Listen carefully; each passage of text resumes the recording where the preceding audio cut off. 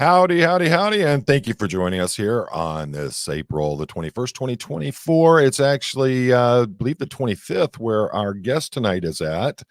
And I've got a great one for you tonight. I believe this is probably going to be one of their first interviews going live like this. So I'm really looking forward to this, hearing what's going on over and down under and everything that they've been going through. But you know how this goes. Before we get started, we always bring in our old pal from Clearwater, Buffalo. And everybody say howdy to Chad. What's up, brother? Hey, Poe, thanks for having me. How you doing? Good, good. How are things up there in Buffalo right now? Oh, very good, very good. You know what we want.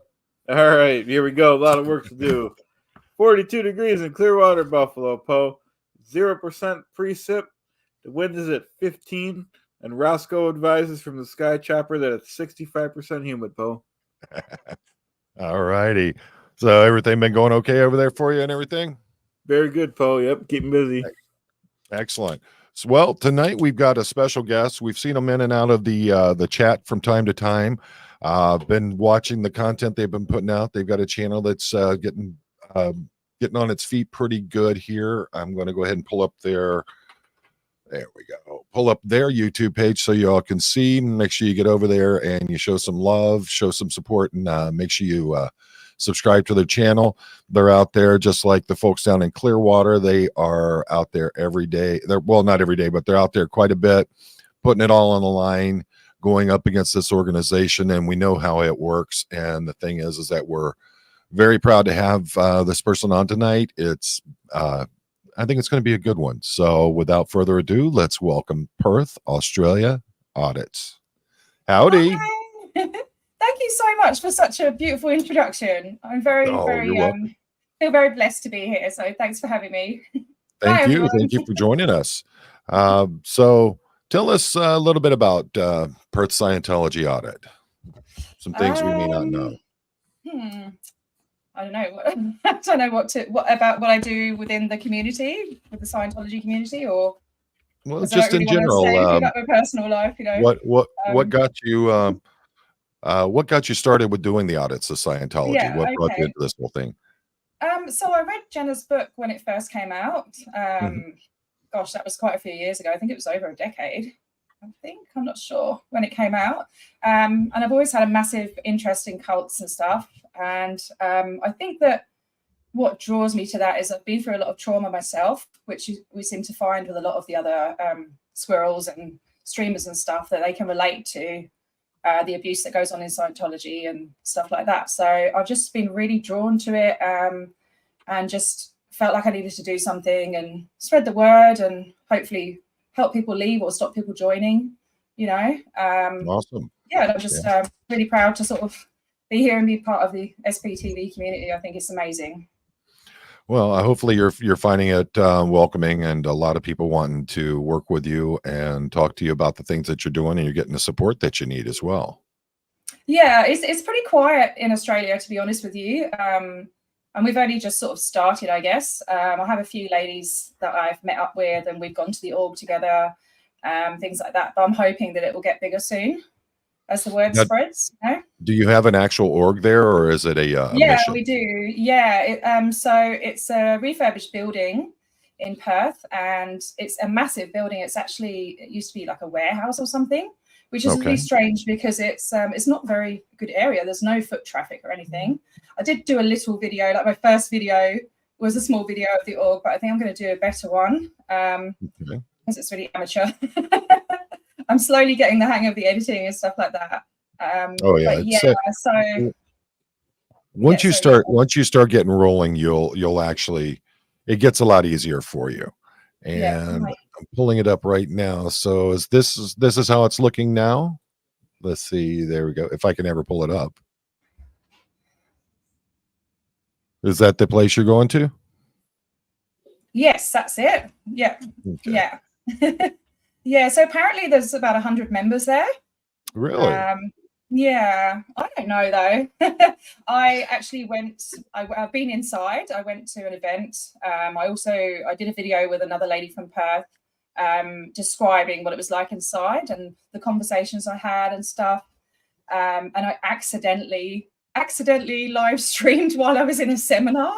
Oh, And goodness.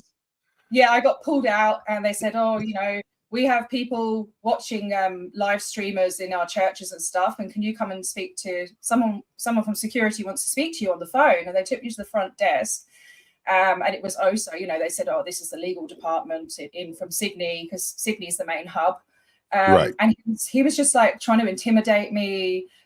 He was really rude and arrogant and sort of threatening me with the police and all of that. Yeah. So he said, "Do you know the law?" And I said, "Well, in regards to what?"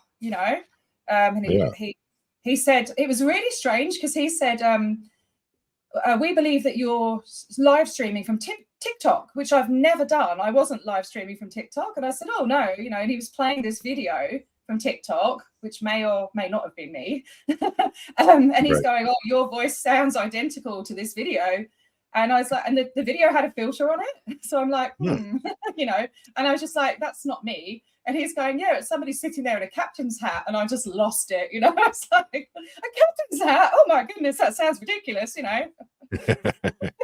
But in the end, he said, it was weird. He goes, "Well, maybe someone's stolen your identity. Maybe it's those people outside," because the other two ladies were outside filming outside, And I said, "Oh, well, I'll go and talk to them and ask them if it's them, And that was my cue to leave. Yeah. So, but yeah, it was massive inside. It's a huge org. They had like the whole what do you call it, torso and head of Hubbard statue, and Really? the whole bust there, huh? Yeah, the whole bust. That's it. Yeah, and all the interactive, crap that they have. But yeah, it was a beautiful building, huge. And so I just want to give a shout out to the Scientology Watcher. So she's another streamer from Perth, and she's actually got some great footage of speaking to some of the Scientologists outside the building. What's the name of her channel? The Scientology Watcher. Okay, I'm gonna pull it up.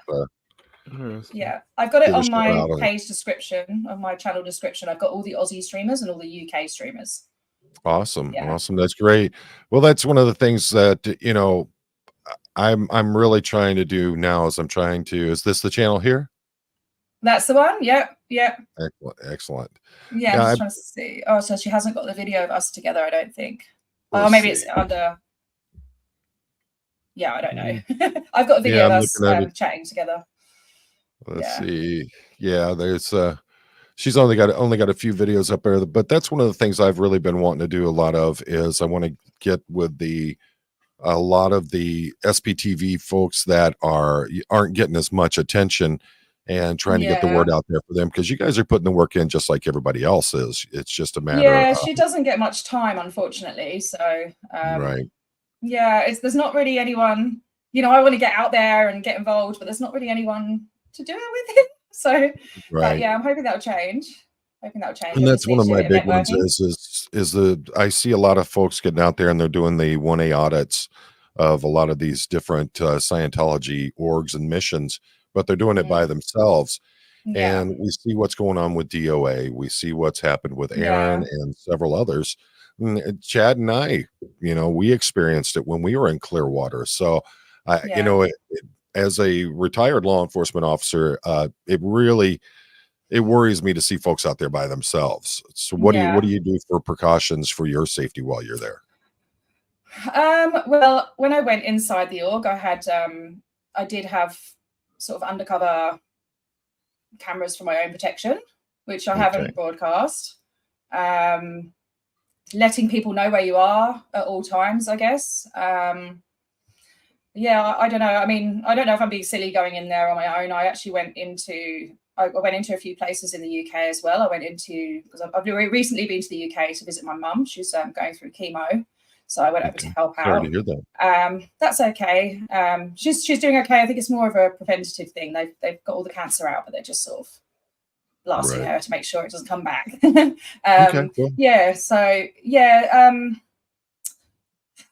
What can you do to protect yourself when you're on your own? Maybe you could advise us, because I guess being on camera and letting people know where you are But apart Well, from that, one of the big things I like seeing is what DOA and some of the others are doing is they're setting up a separate camera that is filming from either a different vantage point or they have a mhm, second camera on themselves so yeah, that you're always documenting everything yeah, and pushing it out live so that, even if they get your camera or they get your phone, it's going mhm, live and they can't yeah, deny what's going on with it.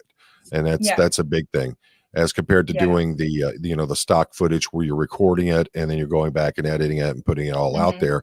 With this, it's a lot more, there's no editing to it. They can't sit there and take your phone, jump in and mhm, hack up all the film, make it look like you've done something else when you've got the proof yeah, right there. So yeah. that's one Well, thing. I don't between you and really. I, between you and I, I've usually got about 3 cameras on me. So Excellent, excellent. That's depends good. what they can find. I don't know Yeah. about the particular laws there in Australia. Are you allowed to carry pepper spray, mace, those kinds of No, things? it's very, very different over here, and especially when it comes Right. to protesting, there's no free speech. You can't just stand Wow. outside and say Scientology is a cult. You're not allowed to say anything or post any literature, say like flyers, or hold up any banners or anything that has anything that's detrimental to their business, that's going to stop Wow. people going in. And that's you're allowed to peaceful protest, but they're actually trying to ban that as well. Because they've had What like about massive problems with the Green Party shutting things down and stuff like that. So, the um, auditing at all? Like we have here in the US where you're neither protesting or peaceful protesting, you are literally just going around auditing, filming as you go. What are the yeah, laws I on mean, you can film in a public place, but I that? think Okay. if somebody asks you to stop filming them, I think you have to stop filming them. Like you need their permission. Wow. I'm Okay. not 100% sure. I've been trying to sort of find that out, but it depends on the situation. There's different areas where you can and areas where you can't. It's quite complex, so I really should kind of go through that with a Oh, yeah. fine-tooth comb and make sure I'm Well, doing the see, right that's thing. the kind of thing that if you're not careful and watching what Mm. you're doing, that's the kind of stuff that'll get you hemmed up pretty Yeah, quickly. exactly. Yeah, you've got to stay So, within the law. Yeah, yeah. You yeah. always want to make sure you cover your butt on those kinds of things because That's it it. will catch you. And we all know how Scientology is, how they work things over. And if they got a chance to get you arrested for something, they're certainly going to do it. So Yeah, exactly. Yeah. I've got never some facts about. Oh, sorry.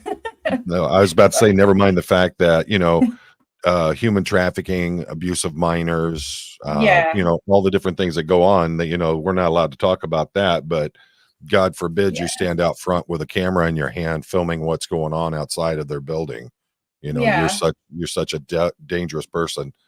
Um, I'm really and intimidating as well. Cat Waz from Australia says no such thing as auditing there. They don't think Do you so. mean the auditing, like our Yeah, auditing of auditing the yeah, buildings? like what Um, Chad and I were doing down in Clearwater, where we were walking around just filming yeah, everything. yeah. So It's slowly starting up. I think there's a guy that went to Sydney. There's a couple of people that go to the Sydney org. They've had roadworks outside for a while though, so it's hard to get to. There was a lady who went inside the church in Melbourne. She actually got inside and they let her film inside as well. So yeah, all those Aussie streamers are on my channel description. I think her name wow. was Oz Kate. I think somebody interviewed her as well recently. I can't remember. Sorry, my memory is terrible. Oh, Yeah, but so if I could tell you a bit about all the churches in Australia if you want, like where they have them and stuff. Yeah, please. So Sydney is the main hub. They are the, what do you call it, AOSH or whatever, AOSH, AOSH, and then Okay. ANZO, which stands for Advanced Organisation in Saint Hill, Australia, New Zealand, and Oceania. So they cover the whole of Australia, New Zealand, and places like Japan, Taiwan, Indonesia, the Cook Islands. All of that is covered. It's all covered by the Sydney church or whatever you want to call it, and it's a massive big, like it was $57 million like compound thing or big church. Wow. It's a beautiful big building. I think it was an old laboratory. It's huge. And then they have another building in West Sydney, I believe, and that was where the old RDF camp was. I'm not sure. Yeah, there's some terrible stories. They do a lot of recruiting from Taiwan, and there was a news news story where a Taiwanese was trying to escape, and I think they kept her in a room and wouldn't let her go and stuff. There's a news article on it. I'm going to do some more videos on about Scientology in Australia and what's going on and stuff. Right. I've been Excellent. traveling and stuff. So so that's Sydney. Melbourne is a beautiful old, I think it was an old nunnery or something, a really beautiful building that's been done up and stuff. Oh, sorry about the Dundas one. Sorry, go back to Sydney. The other one, they've refurbished that, and they've put a silent birthing unit in it as well. So wow, I don't know who's going. That must be so obviously maybe public Scientologists going there to give birth or something. I don't know. Goodness. Yeah. Sorry. So they're Melbourne. It's quite a nice big building. Somebody has. You go ahead and keep explaining. I gotta get hold of Roscoe real quick. He's at the door. Okay. Yeah, Melbourne's quite a big one. I don't know the number of members. Canberra, which is the capital of Australia, a lot of people think it's Sydney, but it's not. It's a tiny little org that's, like when you have like a street of shops, and it's like a little, like it's got stairs going up to it. So it's like a really small, like office kind of thing. The same in Adelaide, although it's kind of more of a shop. It has like a shop front and stuff, looks like a bookstore. Brisbane is the same as Adelaide, like a bookstore. And they did have one in Tasmania. They had a small mission, but it's permanently closed when you look it up. Nothing in the Northern Territory. So, yeah, that's what I mean. It's not very big here. But so I think the main ones are Sydney, Melbourne and Perth. But yeah, Sydney's definitely got the most stuff going on. And then Melbourne and then Perth, yeah. Because Perth, Western Australia, it hasn't got a huge population here. It's nice and quiet. I think it's amazing you guys are doing that even out in Australia. That's great.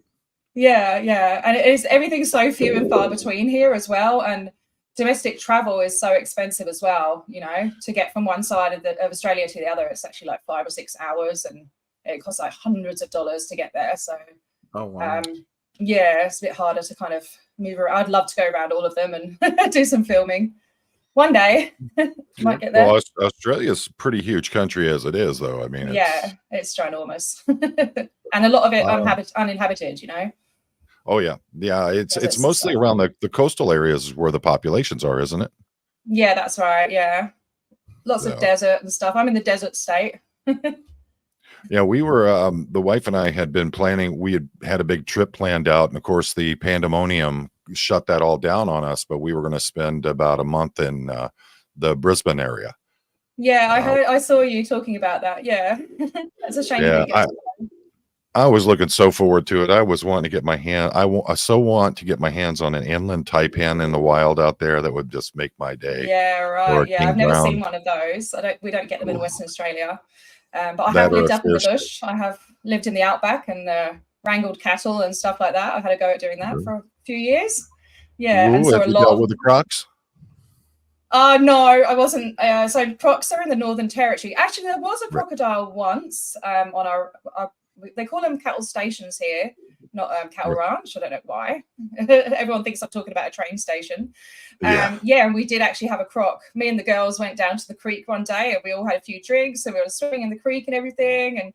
And then the next day, the boys went out fishing, and they saw like a huge croc. It was at least 8 feet. Wow. In the creek where we were swimming the day before. So it's like, okay, we're not going swimming there again. But yeah, it's a beautiful country. Oh yeah. You got some beautiful. I'm really wanting to get over there and check things out. It's I, as a herpetologist, a reptile person, that's just a dreamland for us. I don't know how I'm going to do with all the spiders. So yeah, I love snakes and I love snakes and spiders and stuff. I'm not too keen on the huntsmans. They're nice to look at, but when they move, because they're very fast, they jump, so they're okay when they're still. But once they start moving, got a couple people here. Stream of Justiceness just heard about the thoughts on silent birthing the other day. For folks that don't know, can you run them through what the silent birthing rooms are actually all about?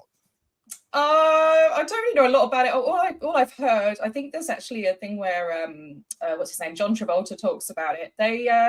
It's something to do with the engrams. If you make noise and stuff, that it's going to go into the unborn baby, and who cause all this reactive mind stuff. I don't know. Yeah, All it's silly. crazy stuff. But yeah, it's basically they're expected to go through the childbirth without making any noise because you're going to bring in the negative thoughts or vibes or whatever to the baby as it's being born. Yeah. And that a bit interesting, but you know how all that goes. It's funny because when I gave birth, when I was giving birth, my mum was my birthing partner, and she was like, "Oh, you hear that lady?" My mum's autistic, so she can be very blunt and just says it how it is. So she goes, "Oh, that lady next door is making loads of noise. She's wasting her energy screaming." And I'm like, "Okay," like that. She goes, "Instead of screaming, just go like that, and then the energy will go down." And so I did. So it is possible to not scream and kind of hold the scream in. I don't know. I don't know, but I ain't never been nowhere near nothing like that, so I couldn't tell you. I had so much gas in there anyway. I was like, they're telling me to push, and I was asking them for a Kit Kat, apparently. Let's see. Jen Hack says she knows about the one in Canberra, a little door with the stairs, as you said. Yeah. That's pretty neat. Just go and say good day, go and say hello. Yeah. Now, so you guys, when I was in, I haven't been able to get actually inside any of the Scientology buildings except for the one in Tokyo. And once they saw my face, they got me out of there as quick as they could. So you guys are pretty fortunate they're actually inviting you in. Yeah, well, I mean, I've only done, I don't know at what point they started watching me. Okay. I don't know, because so I've been there twice. That's all so far, because I've been traveling and stuff. So the first time we just I went with the Scientology watcher, and we just sort of walked around outside, did some filming of what the building looked like. And then we went up to the door. They had the whole Dianetics table out and everything. But the first time I walked around, I saw one of them on the phone. Then when we both went up to the door, they came out, and we could have probably gone in, but we didn't ask. I don't know. We just weren't like mentally prepared for it. And they said, "Oh no, there's no filming, but you can have a tour." But we just couldn't match up our times together to go in and have a tour. So we didn't do it. And then an event happened. They had an event for a drug-free world. And it was a family event with like a big bouncy castle and stuff like that. Found out about it from getting flyers in our letterboxes. So we decided to sort of go along to that instead. And that's when I went inside, I'm just wondering if I was like, they didn't recognize me from when I was there before, which was, I actually put on a Scottish accent and told them my name was Sheena, and I curled all my hair. And I had like loads of makeup on, and I probably looked a bit different. And they didn't recognize me, and I went in and had a whole tour. I was sitting there for at least an hour, like chatting with them. I went to the seminar, and so I'm probably on, they're probably watching me a lot now. I'm a security threat, I guess. Yeah. It's, well, I mean, it's interesting what they do to try to scare people away. They, the efforts that they're willing to go to, but it, doesn't always work for them. And I wish that they would, use some common sense with this stuff, because they just have no idea how bad they're looking when they're doing this stuff. Exactly. Yeah. But they have to follow Hubbard's policies, Was it never defend, always attack? Yeah. Which is just dumb. It's silly, isn't it? It's not, nowadays we've talked about that with the internet and everything that's going on, is they don't get it. They don't have the, how do you call it? They don't have the kind of impact that they used to have with this stuff. And they think that they do, but they're really not getting anywhere with it. And they just don't, they're still running with this technology that Hubbard put out, decades ago. Now they're trying to use that stuff and trying to say, well, this is how, we should be doing it and everything, but it's not working for them.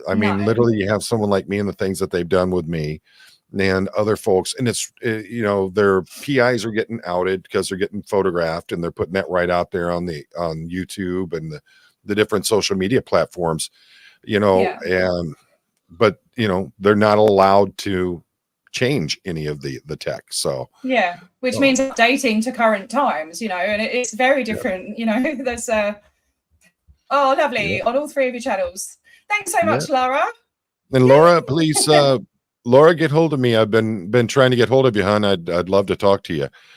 We got we got a lot of great folks in here. We got Windy City Thetan Watch from I believe that's the Chicago crew that's out there that's doing Hi, these things. Wendy. So That's awesome. I haven't looked at the chat. I I actually and Jen has a friend who drives a yellow Scientology bus in Canberra. Still hoping to get him out. So the volunteer ministers, yeah. This is the thing with these front groups. So there's a volunteer ministers going on, and the drug-free world. Now the Perth org, the lady who runs the drug-free world stuff. I put up a few posts of I put up like a short of her Facebook posts. So it's kind of anti-psychiatry, basically saying that like autism can be, doesn't exist kind of thing, that's kind of mentality, which is just ridiculous. So she where was I going with that? So with the event and everything, so they all they do is put out leaflets, about how bad drugs are and all the different drugs and what they do to you and stuff like that. And then there was a drug bust, and the police got like kilos and kilos of drugs or whatever. And so she put up a photo of the drug bust and all the drugs, and then the photo of like the drug-free world propaganda stuff. Oh, I'm so glad that we helped the police catch these people. It's because of our leaflets, we put out 10,000 leaflets and stuff. And I'm like, how can you that doesn't even, do you know, how can you take the credit for what the police have done? Well, that's how they operate here in the US. When we had one of the hurricanes come through, they had all these great photos of the volunteers, the volunteer ministers, as they were. They're out there, and it looks like they're in shoulder deep water, dragging this little inflated boat around, giving water out to people. And then the photos that they didn't think were going to show up, you actually see them in the same spot, standing up, and they're in basically water halfway up to their knees. But when they take the photograph, they're sitting down in the water, making it look like they're struggling through all this horrible currents and everything. So that's what they do. They, it's all up front. Because they've done the same here. Like there was they get floods in New South Wales, and there was this guy that I found, because I go scrolling through Facebook and stuff, and he said, "Oh, we helped this business owner out, and his business is up and running thanks to the volunteer ministers and blah blah blah." So I looked up the business owner, and I looked up the floods and all the aid that was there, and there's all these photos with like the firefighters and the SES and stuff like that, but there's nothing. And the government website like saying thank you to all the volunteers and that, but they're not mentioned on there at all. So it's just bullshit. It's absolute bullshit. Oh, sorry for swearing if I'm not That's allowed. all right. We're after BS. 15 seconds. So we make exceptions. All right. So don't worry about that. And Windy City Thetan. Oh, sorry. Scientology claims so much success for volunteerism, yet they never personally help the community. Never helps the community. And that's what you see. They're absorbing. Well, I don't know how it is. What is their status in Australia? Like here in the US, they're a recognized religion under the US law. Therefore, they're a tax indemnified organization. But how is it there in Australia? I know some countries have revoked that from them. And in other countries, like in Russia, they're actually doing what they can to push Scientology out of the country. Yeah, I'm not actually sure. So Apostate Alex explains that, because I think it's the same here as it is in the UK. It's all comes under what's it called? It's like basically a educational thing company. Sorry, I should have been prepared and written it down. Right. But it's basically they come under like an American company. To kind of avoid, I don't know, but I don't think they're completely tax exempt, but they're going to be operating pretty much under like the international commerce laws, things like that. Then I think I'm not very good at things like that.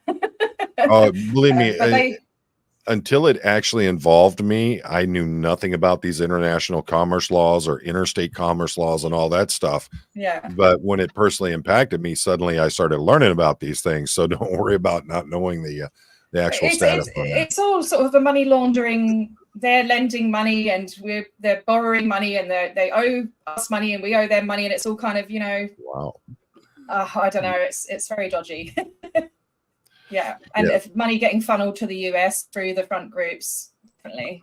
There's loads of little, we've got the Applied Scholastics here. What's the estimated number of members they have there?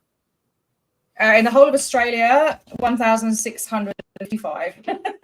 Oh, that's it? Yeah, yeah. Like I say, Wow. it's not very big here. Yeah. Yeah. Let's see. Let's see. I'm quiet. trying. Oh, that's interesting. Well, they're saying your country's strange, but I think they're talking about the situation with Scientology. They have Yeah. exemption there, and then the UK church is incorporated in Australia to move the money. Yeah. So I put a little video up. I went to I went to a few places in the UK recently, and I went to the UK, the Brighton org, and it actually had a little poster on the window saying something about South Australia, like the Wow. tax thing. Yeah. So it's all very complicated, and I don't understand it. And Andrew B, if you could tell me why you had to resubscribe, we would both know. The thing is this whole thing with YouTube, a lot of us with channels, we're watching our numbers go up and down. I'm constantly getting messages from people asking why they were unsubscribed when I never unsubscribed them from my channel. This is some kind of glitch with YouTube. Are you having that problem yourself there in Perth? Went up and down yesterday, yeah.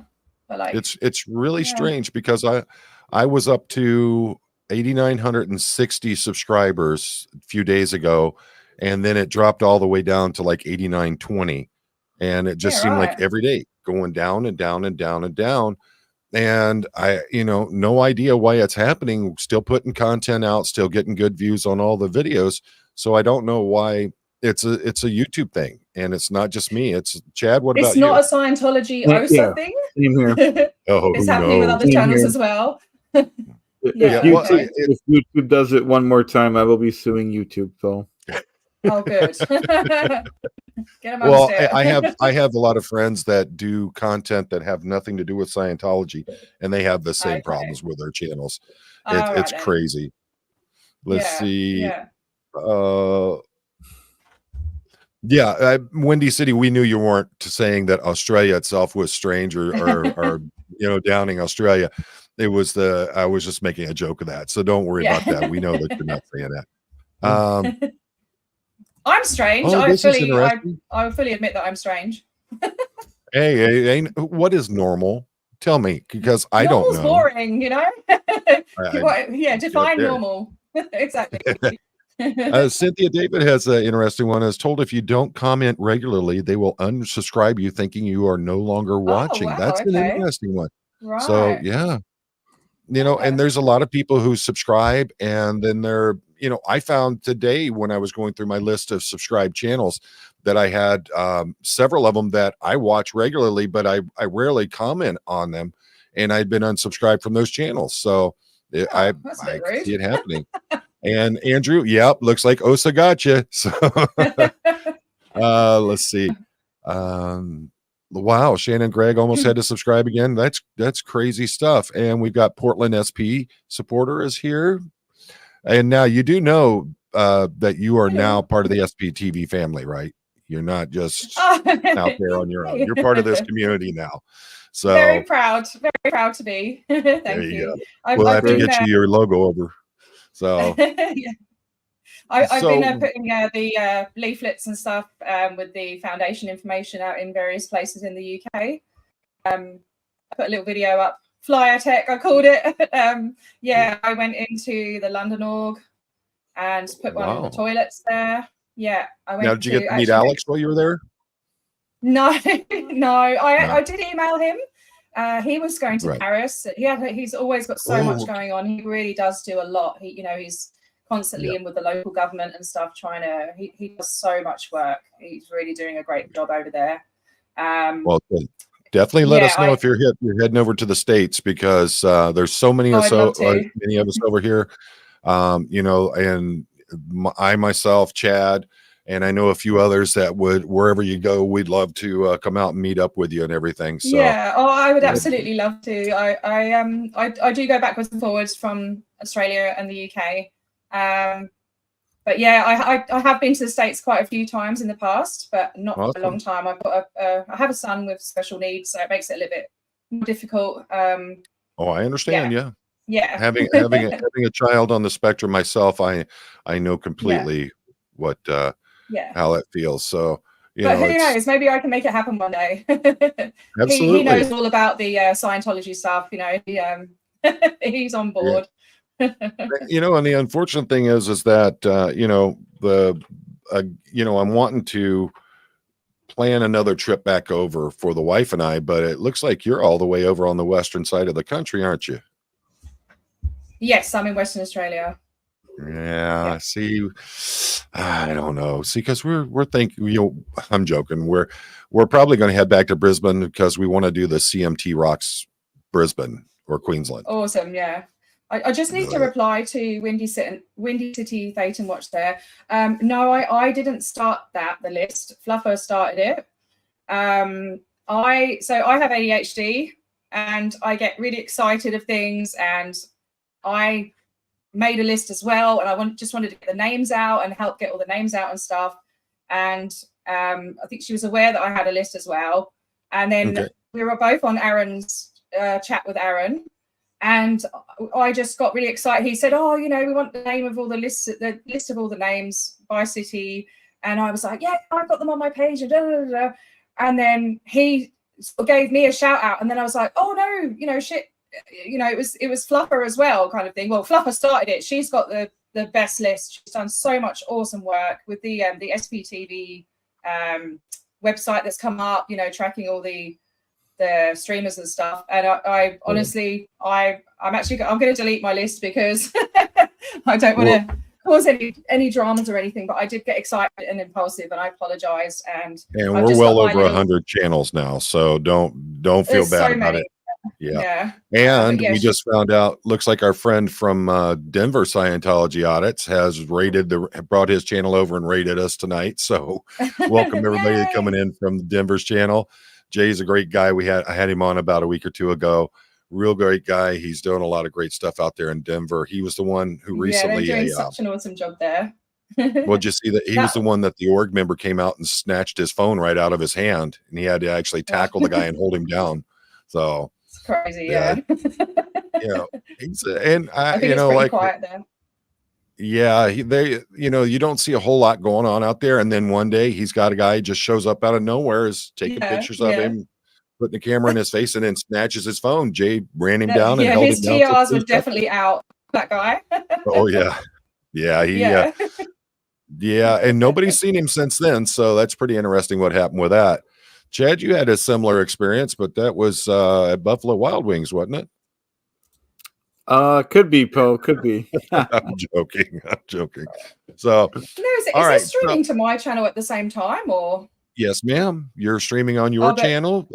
That link up top there lets you stream to your channel as well. So okay. And I can't start comments though because I'm your guest. Is that right? Yeah, you'll be folks from your channel are going to be responding in here as well. So it goes across the board. I'm not able to start comments. Yeah, the only thing is that the comments from your channel will only be visible on your channel on YouTube, and the same with mine. So that's why it may seem kind of strange.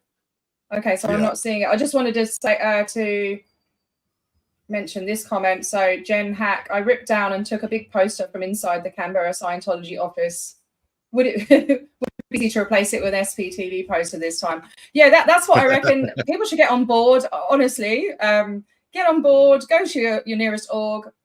Have a little tour. Go to the toilet and leave some literature in the toilet for the staff that might want to escape. I think that's quite an active way to let them know there's help out there. Sweet Sun Slice is here from your channel. Oh, hello. So. Thank you. There you go. Thanks. Well, we're getting ready to step things up. Tomorrow night, I'm going to go into it a little bit more, but I just got the first piece of equipment for the SPTV Air Force. So we now have a drone I'm going to be using. So I'm going to be going into that in more detail tomorrow. I've got to to do the unboxing. That's why all the big lights are out and everything in the back of the studio here. Yeah, I'm going to do a official So unboxing what and are all you going to that. get up to with that? Well, the thing is when Chad and I were down in Clearwater, one of the things, they had huge parties going on at Fort Harrison, and you could hear people back there. They had bands playing and all that. I felt a little left out that we weren't invited in, and I'm sure they had a nice buffet going as well. And Chad and I like to eat, so that would have been nice for us. But we couldn't see anything because of that 8-foot concrete wall they had there. Oh, So damn it. with this nice little thing, we'll be able to hop up and over. We'll be able to see what's going on. Hopefully be able to hang a little banner from it that says SPTV or, Xenu Rocks, something like that. But it's going to So give you're us a allowed lot. to do that? Are you allowed to do that? Because I thought you Yep. weren't allowed to put sort of drones in certain places, and I don't know. Well, the thing is that this one weighs under 250 grams. So normally I would be able to use it without any kind of licensing or certification or anything like that. But since I'm going to be using it to create content for my YouTube channel and Windy City Thetan, yep, exactly. I'm already going through the 107 licensing process. So I will have, my drone is already registered, and I'm going to have my license here in the next week or so. And we're going to break it in real soon. I'm going to be meeting up with some other auditors that are going out there, and we're going to get out there and start hitting these orgs and start getting some great B footage that we can play during our lives of just footage from the orgs, things you wouldn't normally see. You're on one side of the building, they're running everybody out the other side. So we'll be able to catch them over there. And check this out. We got a lurker, Jay, Denver Scientology Hi, Audit. So thank you, Jay. Thank you for sending everybody over here. Like I said, good guy. He's actually getting ready. He's going to start traveling, living the van life and everything. Oh, okay. I didn't know that. I haven't been getting notifications for Jay lately. I don't know why. Maybe I've been unsubscribed. I don't know. It's not, it's so weird. I talk about it on all of my, on all my lives lately. Let's see.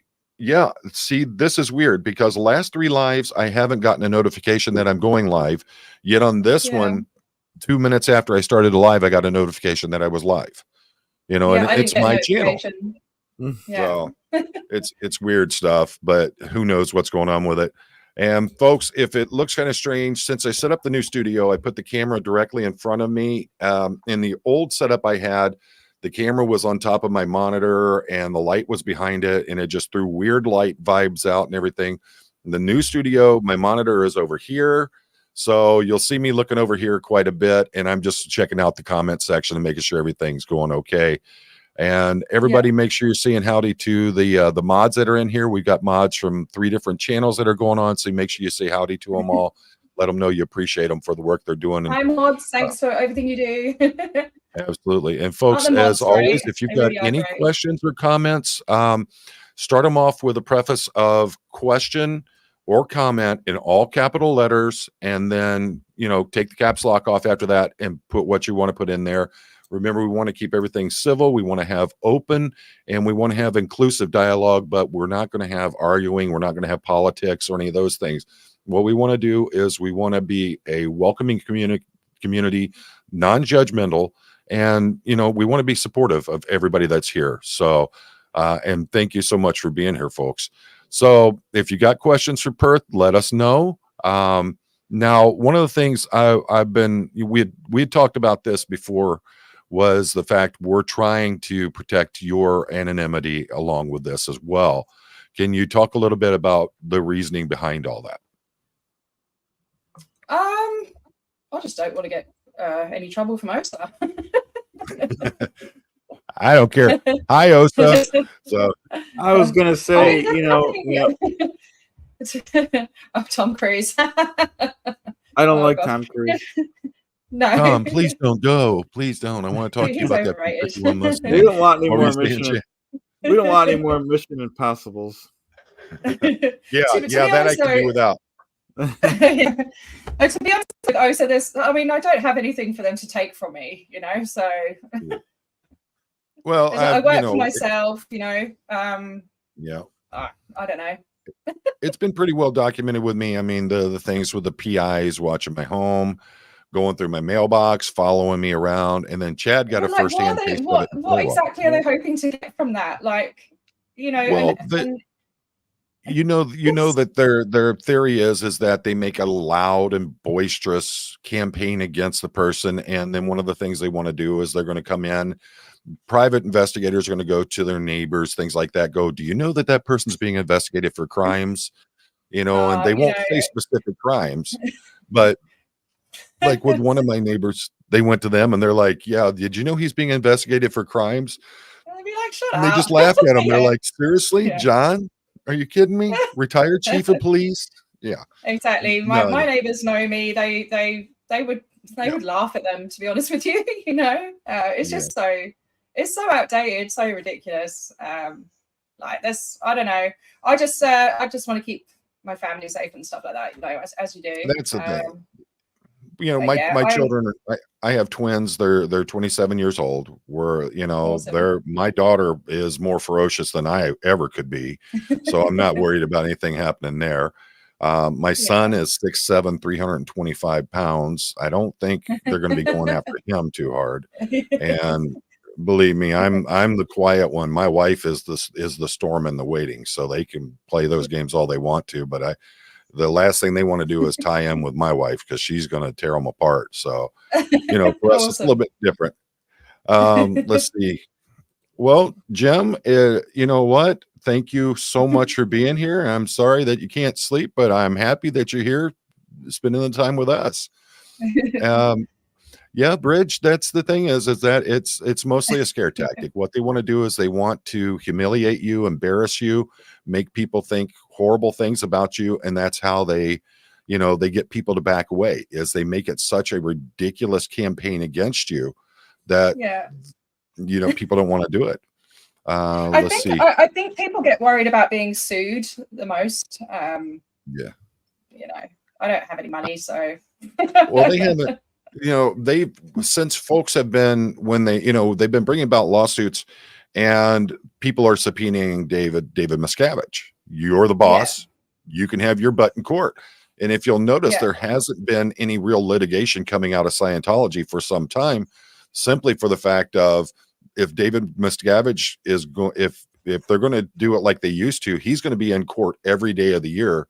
And he's going to be in 2 or 3 different courts in the same day, and he's going to get torn apart by all of these different attorneys. So the easiest way of that is you stop suing people like crazy, and that way you don't have yourself out there put on the on the line like everybody else. So I hope they put the trial on Court TV or something. That would be amazing.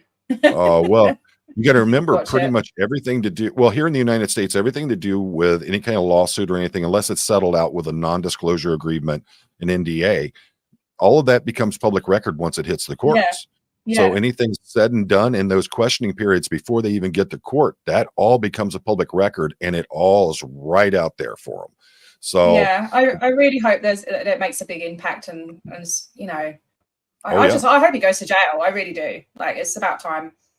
I would personally love to have him sitting in a deposition and have an attorney go, "Tell us about Xenu," and see what his response is. But court TV would be awesome. I think there was Tommy Davis was interviewed a long time ago, and he just refuses to talk about it. But people will just be like, "Oh, it's not like that anymore," and or they say, lots of religions have things that are out there, Jesus walking on water and stuff like that. What do you say about that? You can believe what you want, which, I mean, they have a point, but it's the secretiveness of it, and I don't know. Why not be upfront with people and be transparent and say, instead of they make themselves look bad from the way that their behavior, it's absolutely it's unnecessary. I don't know. What does Xenu look like? I would love to know what Xenu looked like. I think South Park made him. You reckon that's the closest? Yeah. They did a good job, didn't they? Oh yeah, they were one of the first groups that actually came forward and went head to head with Scientology, and they're like, "Sue me, I don't care. Go ahead, sue me." Hello, Diana. Thank you for being here. Thank you for being here from Pittsburgh. That's awesome. Let's see. That's something I found is really interesting for an organization that's saving the world and everything is so important. How they hide so quickly when the auditors and protesters show up. Come and talk to us. Be open. But you just when you ask what they believe, you get told to read a book, and it's like, But why? Why not just talk to us? Yeah. Tell us what you believe in.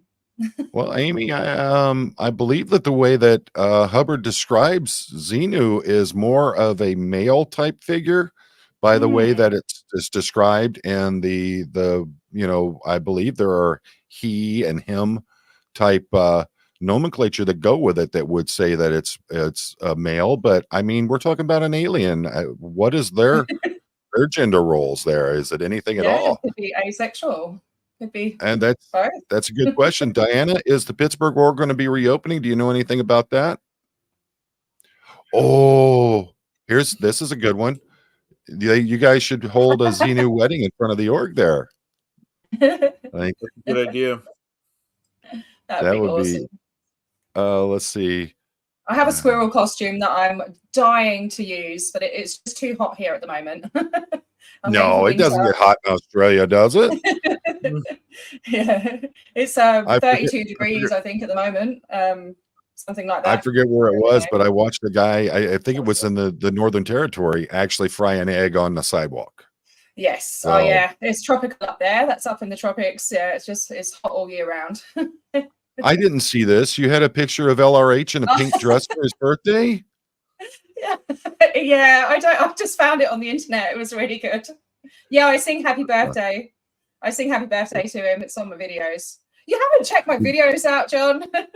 I've watched your content, but I mean, honestly, trying to keep up with everyone's content is it's under my lives. That one. That was a little live. I was planning on doing a picnic outside the org on his birthday and singing happy birthday really loud, but no one would go with me. I didn't want to do it by myself, so I just I'm trying to find it right now. Did you see where we had I bought the cake for us for LRH's birthday?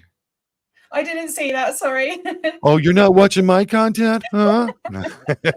Everyone's too busy watching Clearwater Chat's content, Paul. Oh, that's understandable. That's what I was doing. That's exactly what I was doing.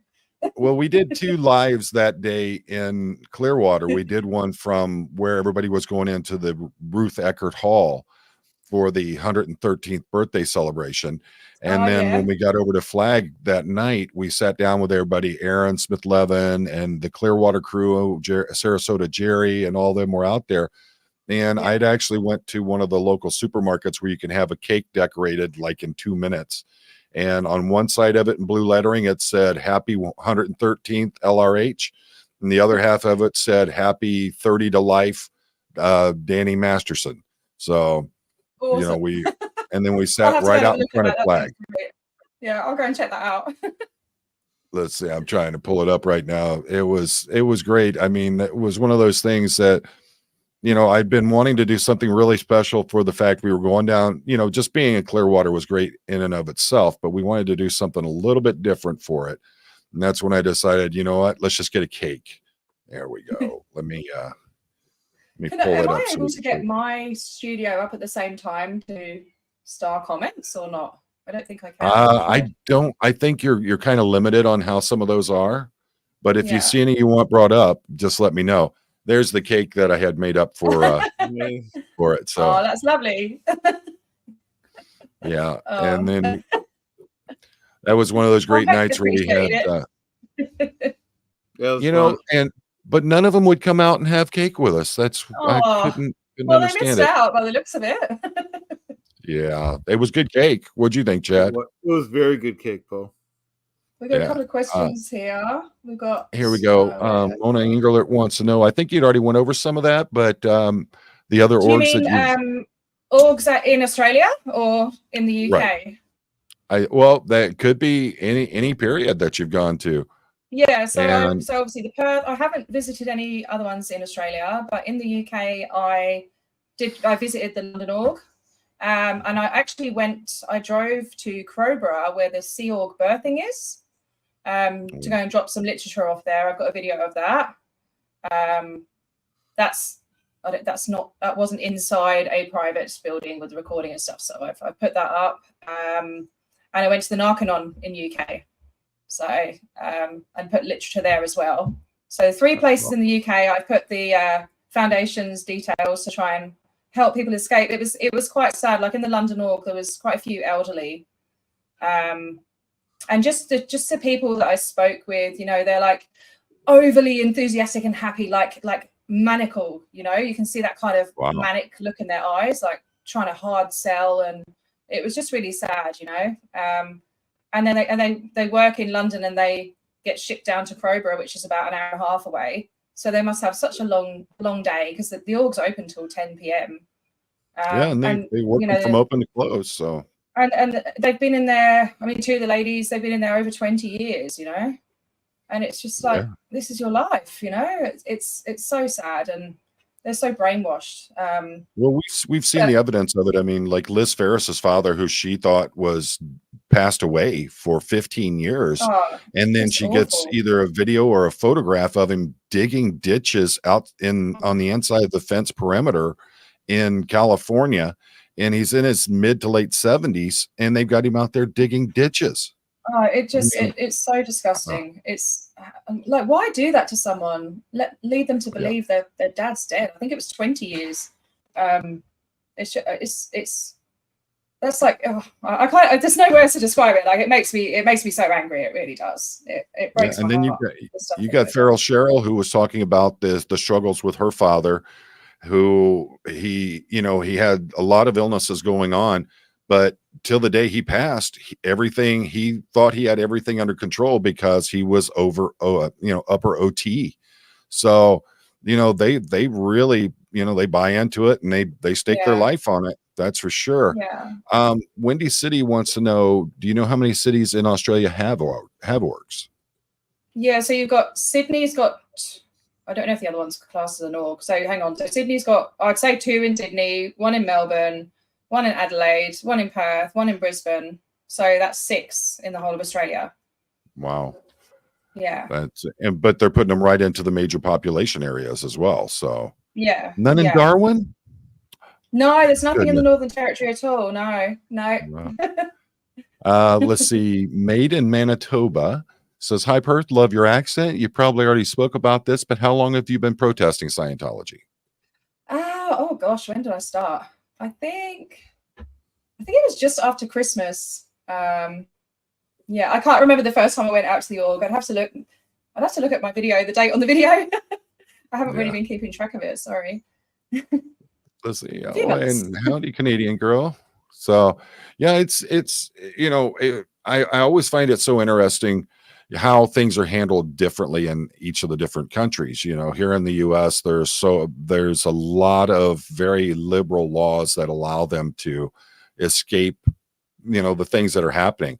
We see with, not only bringing people in from out of country under the special visas for being a religious volunteer, and then keeping their passports from them, keeping them locked into the country, and I'm sure that's happening in other countries, but it happens here. Yeah, definitely. Does it? Yeah. It's very prevalent here in the US that they're doing those kinds of things. And it's, the things that they're doing, the children that are being forced labor, and, the way we call it, what we call it, the reason we call it trafficking is here you have these children who are signed over to a guardian who they may never even meet. Next thing you know, they're shipped off all the way across the country or even out of the United States, and their parents have no idea where they're at. And those are the things that really bother me is an adult's going to make their own decisions. They're going to do what they want to do, but you have children born into this. And when I talked to Jamie Mustard about the fact that straight from being born in the hospital, going to a Scientology, basically an orphanage, which I consider it a baby factory, where they're just taking these infants in, throwing them in cribs, and you've got one person dealing with 30 newborns. These are, so I'm just wondering, do you see a lot of government interaction going towards Scientology there, or is it kind of like it is here, where it just doesn't get them enough publicity, so they just ignore it? And then in some cases, we think that they're actually, there's corruption on the part of themselves. They've wheedled their way into the government for sure. There is a, oh gosh, I'm not very good. I don't follow politics or anything or governments. I don't watch TV, nothing. But there was what's his name? Not Xenomorph. I'm thinking of Alien. There was a guy that was trying to, was fighting for the sort of shutdown of, not allowing it in Australia and stuff. Okay. What was it? Not xenophobe. What was his name? Oh God, I can't remember his name. Sorry, I'm Oh, terrible. that's all right. But he was fighting against Scientology, and I'm not sure what happened. Sorry, the Scientology Watcher knows about that. She's been following, but that was a few years ago. But they do worm their way in. I don't think they've wormed their way too much in with in Perth here in Western Australia. And Narconon, I think they're not having it with Narconon either. So they've got one of those in Sydney. They had one in Melbourne, but the whole town protested and got it shut down. That's it, Nick. Xenophon? Yeah, Nick. Yeah, There you go. Nick Xenophon. Yeah, sorry. Thanks, Jen. There you go. Yeah, Yeah, I'm he was. I knew somebody would know. Yeah, that's the one. Yeah. Oh, geez. Yeah, so they shut down the one in Melbourne. And it was really strange. I was looking for the one in Perth. It comes up on Google Maps, and I drove down there, and it was a gym. So they haven't updated Google Maps with that. So yeah, they're not having it with Narconon. There's just the one in Sydney, because they bring in a lot of money to Scientology, a lot. Oh, I bet. Yeah. Yeah. Now, did they get government subsidies there? Like a lot of these nonprofits that are supposed to be helping with narcotic education and rehabilitation, do they get the government subsidies for those like they do here? Or is it? I don't have any idea. Sorry, I've got absolutely no idea. Okay. Yeah. And it says Nick is or was a Yeah. politician who read his stories in Parliament. Okay. Yeah. So that's yeah. very wow. Yeah. But nothing really came of it, as far as I know. I think the Scientology Watcher, I know she really wants to do an interview with him. I know she's been trying to get hold of him. That would be amazing. Yeah, that would be. Yeah. That's the kind of stuff that's gonna, it's first world knowledge on things that are happening and people who are in the fight against it. And that's where it's especially someone who's not out here with YouTube, the SPTV community and things like that, who are doing the real world stuff. And that's what we want to get out there. It's like with Mark Bunker down in Clearwater, for a long time, he wasn't getting the kind of exposure or acknowledgement that we thought he should be. And it'd be nice to see someone like that actually getting their comeuppance and, letting people know what's going on. So, they did lose tax exemption a few decades ago, but then got it back, Okay. And so. Yeah, I'm looking. He's a former senator is what he is. Yeah. So, yeah, I'm just looking him up here.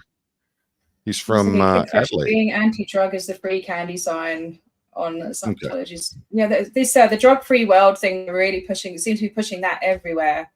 They're even going out to rural areas in Australia. They're trying to get to all the little places, And I've seen a lot of it actually going on in Africa as well. Yeah, that's Zimbabwe. I don't know if it was quite a few countries in Africa, wheedling their way in there. That's the sad thing about it, is that they seem to be hitting these countries. Yeah, they seem to be hitting these countries where they're coming in with a lot of these promises. Here, we can get you to the United States, we can get you to Australia, we can get you to the UK and those things. And Kid Freshies sums it up perfectly. Being anti-drug is the free candy sign on Scientology's creepy windowless van. I think that's a pretty good statement. Let's see. Todd 7934. Oh yeah. Sorry, I just here in Newcastle, we pretty much consider Scientology to be a cult. Personally feel as though they use us for tax benefits to launder money. That seems to be a common thread. Absolutely. So, yeah. What are we going to be looking at coming forward with you and your fight against Scientology there? Just spreading awareness, trying to get some more Aussies involved. I'm going to hopefully organize a protest, and I think to cover our asses. Or now what do you say? Have cover your neck. permits and everything for it. Yeah, I'm going to apply for a permit. You have to do it through the police, so I'll do that at some point. Just trying to round some people up. Come on, get involved. Yeah, but it's just it's so small. I don't know if there's any Sea Org members here or anything to sort of try and get to. It's so strange, and I often wonder. So these people that ran the event and everything, the members that were there, like do they actually believe that they're doing something? You know, are they that brainwashed? That, like, how are they? I don't know.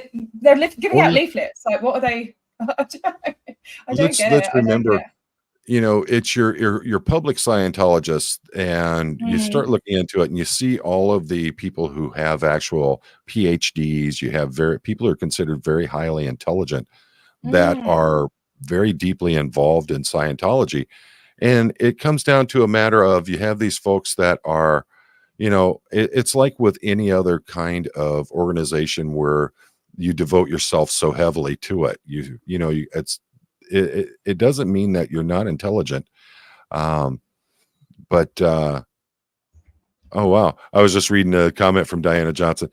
But you know, the thing is that anybody can be swept into this stuff, and then once they get you in and they dig their claws into you, it's so much about playing to your needs, your mental needs, your emotional, social needs, things like that. That's how they keep people trapped in these things. And so these folks go to these big grand meetings or celebrations that they have, and you got this, you know, it's very flashy, very I think sometimes it's really overdone.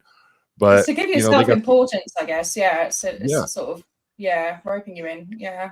It's just, and they're coming out and they're saying, we did this, we saved that, we took care of this, we've got all these things going on. And these folks, that's all they're hearing is how Scientology has done these great things. So that's how they keep them locked in, is we're actually making a difference. And that, you know, so that's what happens with a lot of folks with this. It's not a matter of they're stupid. It's just they get you at the right time. So let's see, Windy City Thetan. Excuse me. Interrogating the local police, that would be quite an interesting task to do, but there's ways of talking to them. And you have to remember, every state has different laws, especially when it comes to FOIA and things like that. But there's different things that we can do to try to see if we can, you know, get you some information. Freedom of Information Act is always a big one, looking at tax returns, those kinds of things, government financial statements. They have to make all of their finances publicly available. So those are all different ways. And yeah, we can talk about that. You don't have, Diana, where do you live that you don't have police? I mean, I hear it. I know it happens, but that's wild. Kid Freshie, as a former cult member, I can confirm that no one thinks they're in a cult. Yeah, totally indoctrinated until you weren't. Brainwashing is real. But do they not think, like, why are we not on the news? You know, because the public ones, some of the public ones must be able to watch the news. Well, I've seen things where, you know, they don't even ask those questions. I realize that, and then they try to play it down as though, but we're not trying to get public acknowledgement of what we're doing. Even though every time that if they show up at a house that's burnt down, and they'll make sure they get a picture of themselves with the firefighters and go talk about how all the great work that they did in helping the firefighters stop this house from burning to the ground. You know, this is the kind of stuff that's getting pumped into other Scientologists. They're reading the different publications, seeing the different websites that they put out and things like that. And so that's what they're seeing. And, you know, they're not looking at what we're doing here at SPTV.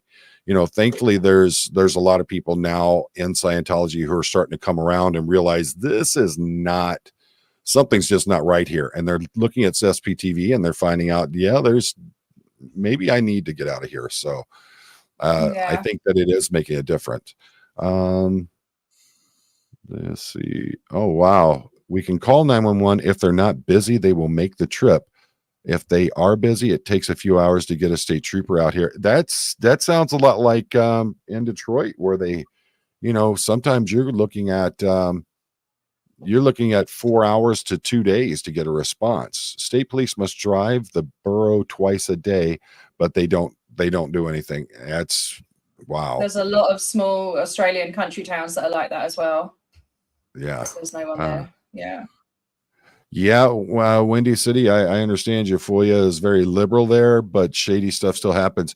I'm just wondering if you go under the federal FOIA laws, because they can say what they want, do what they want, but under federal FOIA laws, they can't use city or state laws or ordinances to try to fight that.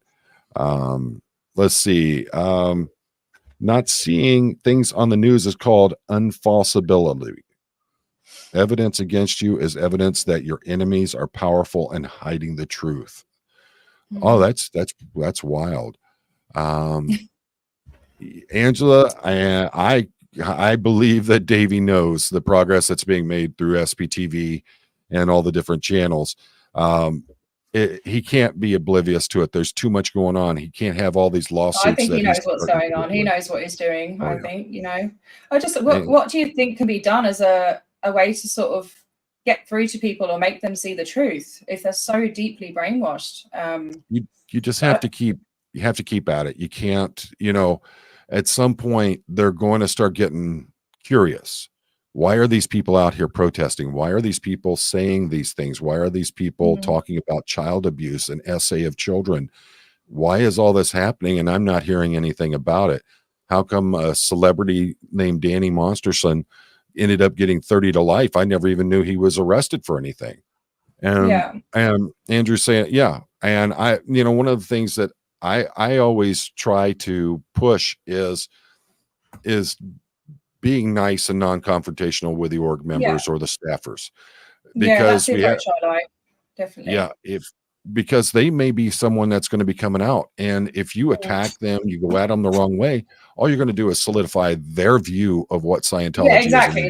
That's the whole idea of SPs, this false concept that we're all the enemy, and it's making them afraid to come out into the real world. And then when they do, and they've got people shouting at them and calling them names, and it's just backing up the story. So yeah, whenever I've gone into an org or talked to anyone, I'm very polite, and they're lovely, sweet people. We're all human, and I can just see that they really believe what they're doing, and it's just heartbreaking. Absolutely. They're saving the planet, and I just wish there was some way to help. Like, it's like just to break the breaking a spell. Absolutely. Yeah. And when I do it, that's the same kind of approach that I have. Is I'm going to be very polite. I'm going to be, if they want to talk to me, they'll talk to me. If they don't want to talk to me, they're not going to respond. But how are you ladies this evening? How are you gentlemen? And you'll know right away if they want to talk to you or not. Chad and I were sitting there trying to talk to some of them in Clearwater, and they literally just ignored us while we were there. So, but the thing is that person may not like you now, but in 2 or 3 months, they may come to their senses and they need to come out. And that someone doesn't want, how are you going to have someone want to come and get help from you if you're someone that was an adversary or aggressive towards them in an earlier point? Laura, they also believe it's the greatest good. Yeah, that's an excellent point, Laura. And for the greatest number of dynamics to lie to the world if it means good PR for Scientology. Absolutely. Let's see here. It's so messed up. Also, Scientologists are not allowed to look at the news or listen to anything in Theta, which means negative towards Scientology. Yep, another excellent point there. Hey, Matthew, can we just address Joel's comment as well? Sorry. What's that? Joel's comment. Another young person getting involved. I'm not that young. Let's see. Oh, there's Joel. Okay, I'm a little bit behind. That's the thing is well, you look younger than me. That's for sure. I'm in my 40s, so I'm getting there. There we go. Here's an excellent statement. Our job is to plant the seeds. I was just going to say planting a seed. Yeah, that's it. That's very good. A little seed, or if they already have a seed, just sort of letting them know that there is a way out. There is help for you. Although I don't know how they help in Australia. Both the Milwaukee SPTV. org is closed. That's awesome. Great sign. And let's see. But yeah, that's the way I look at it is that, if you go at them aggressively, all you're going to do is make them dig their heels in the dirt. Exactly. And they're going to stand their ground that much harder. But when they come out and they see folks like me, Chad, you, Farrell Cheryl, Dustin Soda Fountain, Lori Plays, Laura FM, and we're polite and we're welcoming and we want to have open dialogue with them. That goes completely against the whole thought process that us as SPs are dangerous people to begin with. So I think that that all has, has its place very well. Let's see. S. Taylor, the more we get the message out there about what this cult has been doing, the quicker COS will fall into oblivion. I think that, I agree. They're losing numbers. They're losing members. They're not getting as many new members as they used to. And it's when they start losing their whales, the people who are dumping the hundreds of millions of dollars into this organization every year. When they start losing the whales, that's when it's finally going to close up. And that's why we have to keep up with the energy. We have to keep up with the fight. And that's how we actually bring them down. And it's working. It is working. But I mean, they're going further afield. They're going to non-English speaking countries. They're massive Absolutely. in Taiwan and stuff like that, Africa. And so how can we get to them? Well, talk to us a little bit more about this person from Taiwan that you were talking about earlier. Oh, it was quite a few years ago. I'd have to bring up I can't put things up in your chat. So I'll look up a news article. Hang on. All right. And let's see. Yeah, I know it's a different day there. I spend a lot of time in Asia, whether it's Japan or Thailand or Malaysia or Singapore.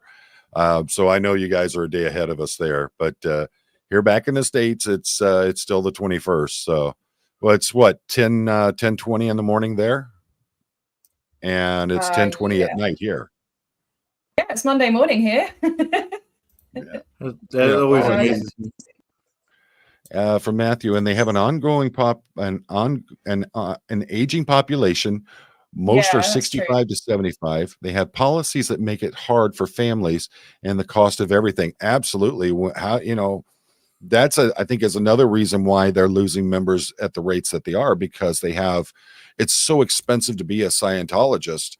How do you raise a family when you're given 70% of the money that you make back to this organization? So let's see. I've got the news article here about the Taiwanese lady. So I think it was back in 2012. It was a while ago, but so the Church of Scientology in Sydney have been accused of holding a young Taiwanese woman hostage after she suffered a mental breakdown. She was hospitalized after she punched a window at the headquarters in Dundas. So Dundas used to be the headquarters, and they got the new one at Chatsworth, I think it's called. She badly damaged her right hand in the incident. Her family claims she was trying to escape the facility at the time. And the church is saying she wasn't held captive or forced to do anything against her will. She was 20 years old and studying commerce when she signed Scientology's billion-year contract in late 2011, joining the Sea Org and moving from her town of Taichung to Sydney. Taiwan has become the major recruiting ground. Is that through the ABC News Australia Broadcasting company? Yes. Yeah, okay. Yeah, I think I've got it here. So yeah, okay. Because they do have an org in Taiwan as well. Is that the one you're looking at? Yeah, that's the one. Yeah, she's so young, So they held her in isolation because she had a mental breakdown. So it's similar to the Lisa McPherson kind of stuff going on. It'd be that rundown. So this was in western part of Sydney. Yeah, that's where the old RPF camp. That's when it was at RPF there. Okay. Yeah. I can't remember the name of the rundown they do. But they do when somebody has a mental breakdown, like they did to Lisa McPherson. They put them in sort of solitary confinement, lock them in a room by themselves. That's supposed to solve their mental breakdown. It's a pump them full of what is it? It's not retrospective rundown or something, I think. Yeah, but that's that's the sad thing about it is you have these things going on and no one knows about it happening until something drastic happened. Let's see. Diana and coercing women to end their pregnancies. They agreed. They systematically destroyed their next generation. Yeah. So it is Let's going to slowly see. die out because of the age, the age as well. Once all the older people have gone, and they're not Yeah. getting so many new people in, and they're not having babies there anymore. Yep. And that's Yeah, the thing. You look at how, I mean, you have in the real world things, you have Japan has a quickly diminishing population. They don't have birth rates that they need to to sustain their society. And, they're basically in panic mode over this. Yeah. But it's not because they're trying to stop the population growth. They want the population growth. Here you have an organization that has been systematically shutting down growth within its org members and its staffers and things like that. And I don't see how they can see that as being productive in any way at all. To me, it's ridiculous. Yeah. He does tend to do things back to front, Miss Cabbage. Let's see. Kid Fresh, she's wanting Chad to get into character and see where that goes. Do it. I will make an announcement, Poe. I will make an announcement. I will give the viewers my real name if everyone could be ready for this. My real name. Don't be laughing, Poe. This is serious stuff. My real name is Mr. Tad Ferguson, and I am a 10th grade social studies teacher. If anyone wants more information, they could view that on my channel, Clearwater Chat. I give teaching advice and tips on environmental health and safety, such as the Heinrich Pyramid, established in 1931. So please go to the Clearwater Chat channel after the stream to watch over 1,000 videos. Thank you, Pope. Awesome. Awesome. There you go. I'm pretty sure I'm subscribed. Thank you. No, how does your family feel about you doing these things and being part of SPTV? Oh, they just roll their eyes at me. They don't really understand, Right. Yeah. It's my wife, she wants nothing to do with it. They have the cruise that's coming up, and first off, we're not boat people. We're not real big cruise people as it is, but she's like, I see what they're doing and what they've done to other people, what they're doing to you. She goes, you think I want anything to do with any of that? And I'm like, I can't argue that. So, it's one of those things where I basically, I don't know about you, but I basically fell into the SPTV community, and it's just gone from there. Now I'm, I'm out there actively doing this to bring down Scientology. So, she kind of got drug into it. We'd been married for almost 30 years at that time as it was. So next thing you know, she's stuck in the middle of all this. Yeah. Oh, bless her. No, I mean, I have family members and friends in the UK that have done some recording and helped out, but they're not like really, really into it like I am. Yeah. I think that, there's so many different things that occupy our minds and what's going on in our lives that a lot of people just, they're not ready for the next new thing to be part of it. And they're satisfied with where they're at. So I can understand that. There's, I get people all the time telling me they want me to go and check things out. And I'm like, I'm not really just not that interested in it. My hands are full as it is. I can't take on a new project now. Yeah, and like I said, I mentioned earlier, I have ADHD, and so I hyper focus on things, and they're like, "Oh, it's just another one of her hyper focuses." She'll she won't be talking about it. That, believe me. Oh my goodness, yeah. Well, between having a child that's on the spectrum, and then the other things that are involved with that, he had the ADHD on top of being on the spectrum, and it was. It's quite a mountain to climb, so I understand, and I see it quite a bit. Do you go through periods of obsessions with things? Oh yeah. Oh my goodness. Oh my goodness. Yeah. Yeah. Same with my son, especially Godzilla. I think I talked to you in a chat once about Godzilla. Have you seen the Have you seen the newest movie? Oh, -1 or the New Empire? The New Empire. I haven't seen that one yet. We went to see it. We had to go see it the day it came out. Oh, okay.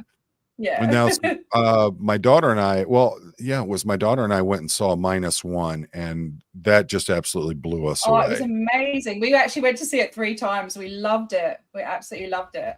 It was brilliant. I do like the Toho ones, definitely. Oh yeah, I prefer those. And if you get a chance to get to Tokyo, you've got to check it out because they've got, you know, not only Toho Studios right there, but they've got Hotel Gracery, which has the life-size Godzilla head on the top of it. Oh, I would Oh, love that. Yeah, it's on our list to go there. We were meant to go last year, but we couldn't in the end. I'm My trying to sister had find her a picture 30th right birthday now. out there. Oh yeah, we've been up there, and then the best time to do it is at night when they do it throughout the day, but at night they've got the steam is coming out of the mouth and they're doing the roar and they have these huge speakers, so it sounds like Godzilla walking through the city, and it Oh literally wow, vibrates everything around you. Right. awesome.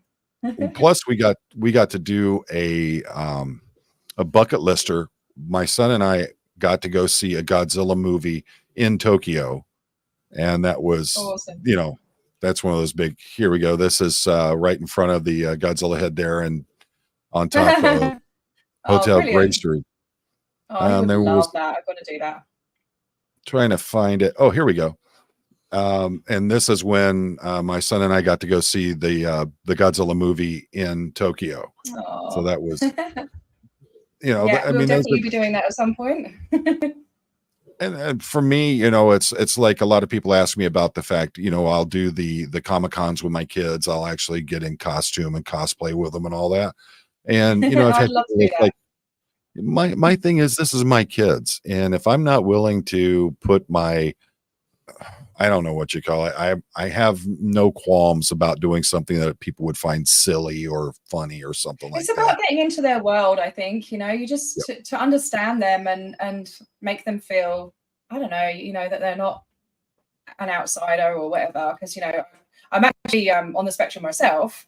Right. And yeah, I've always felt like an outsider, and it's nice when you find a group of people that are into what you're into, and but somebody actually validating your feelings, because you get so obsessed with something, and when somebody doesn't feel the same, you don't understand why. Do you know what I mean? When, like, with Right. autism, it'll be And this is so great. This thing here is so great, and they'll almost get angry if you don't feel the same. You know, it's that lack of theory of mind. absolutely, you know, And so they don't yeah, I understand always things. get into what my son's into. I'll get into it as well. Like, definitely. I So I try to hold interest in a lot of the different things that my kids do.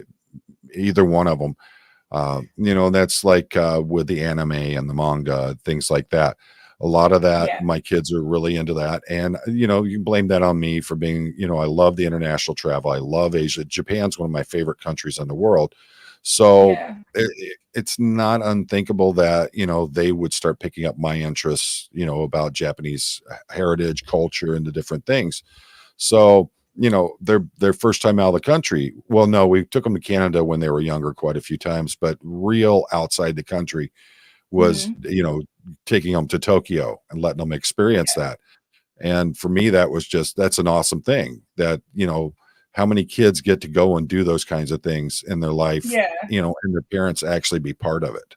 So it's, yeah. you know, I think And it's very important that, I've heard as well with Japan, they're actually very quiet, and they're very respectful. That they're brought up to be respectful of the people around them and not being too loud, and you right, know, stuff like that. So I think that's great for autism as well, with people that get overstimulated, or you know, things being right. noisy, and which my son does struggle with. So do I And I actually think, after a while. Like, yeah. you know, Oh the yeah. interesting thing is that, you know, my son has the Mm. same kind of quirks with his, where he, you know, the overstimulation and too many people and all that. But, you know, the nice thing about it is he got over there, he started seeing that, you know, even though you're in this huge collage of people, that it's still quiet, it's still orderly, it Yeah. still has a Yeah. lot going on. It sounds And great. oh, it's awesome. And Andrew, I've got my Admiral's uniform already. That's one of the things I plan on taking with me to LA. So that's yeah, I plan on you know, if I'm going to cosplay for my kids, why can't I cosplay for that? I'm going to show you a picture here I real love quick. dressing up. Hey, I absolutely love dressing up. I can't wait to get my squirrel costume out. I That's did. like I I took say, a photo outside Narconon wearing it. yeah, if you look here, this was, we'd gotten off, we were staying in a part of Tokyo called Shinokubo. And Yeah. this was the train station there. You know, they have the it's rail busy. line throughout the city. And believe it or not, this was what we encountered getting off of the train, and we were out of there and on the street within 10 minutes. So it wasn't, you know, even though it seemed like it was this horrid thing, I've been there when they literally have to push you into the train so that they can fit everybody into the train to get the doors closed. So it's and the trains are always on time, right? It's very Oh, yeah. everything runs smoothly and efficiently. And my sister was so impressed when she went over there. She went over in October, and she's just, oh, it's amazing. There's one exactly every 3 minutes, you know. Whereas she lives in the UK, and the public transport there is absolutely shocking, you know. Oh yeah, And way that's one overpriced. of the crazy things. And Oh, it's terrible. Windy City, that is going to be Shibuya, and that is I believe it's called Hachiko Scramble or the Shibuya Crossing. I actually have a video of that. If you give me just a second here, I'll pull that up. There we go. It's this is you see it in all the movies where folks are crossing the street. There's thousands of people crossing the street at one time in downtown Tokyo.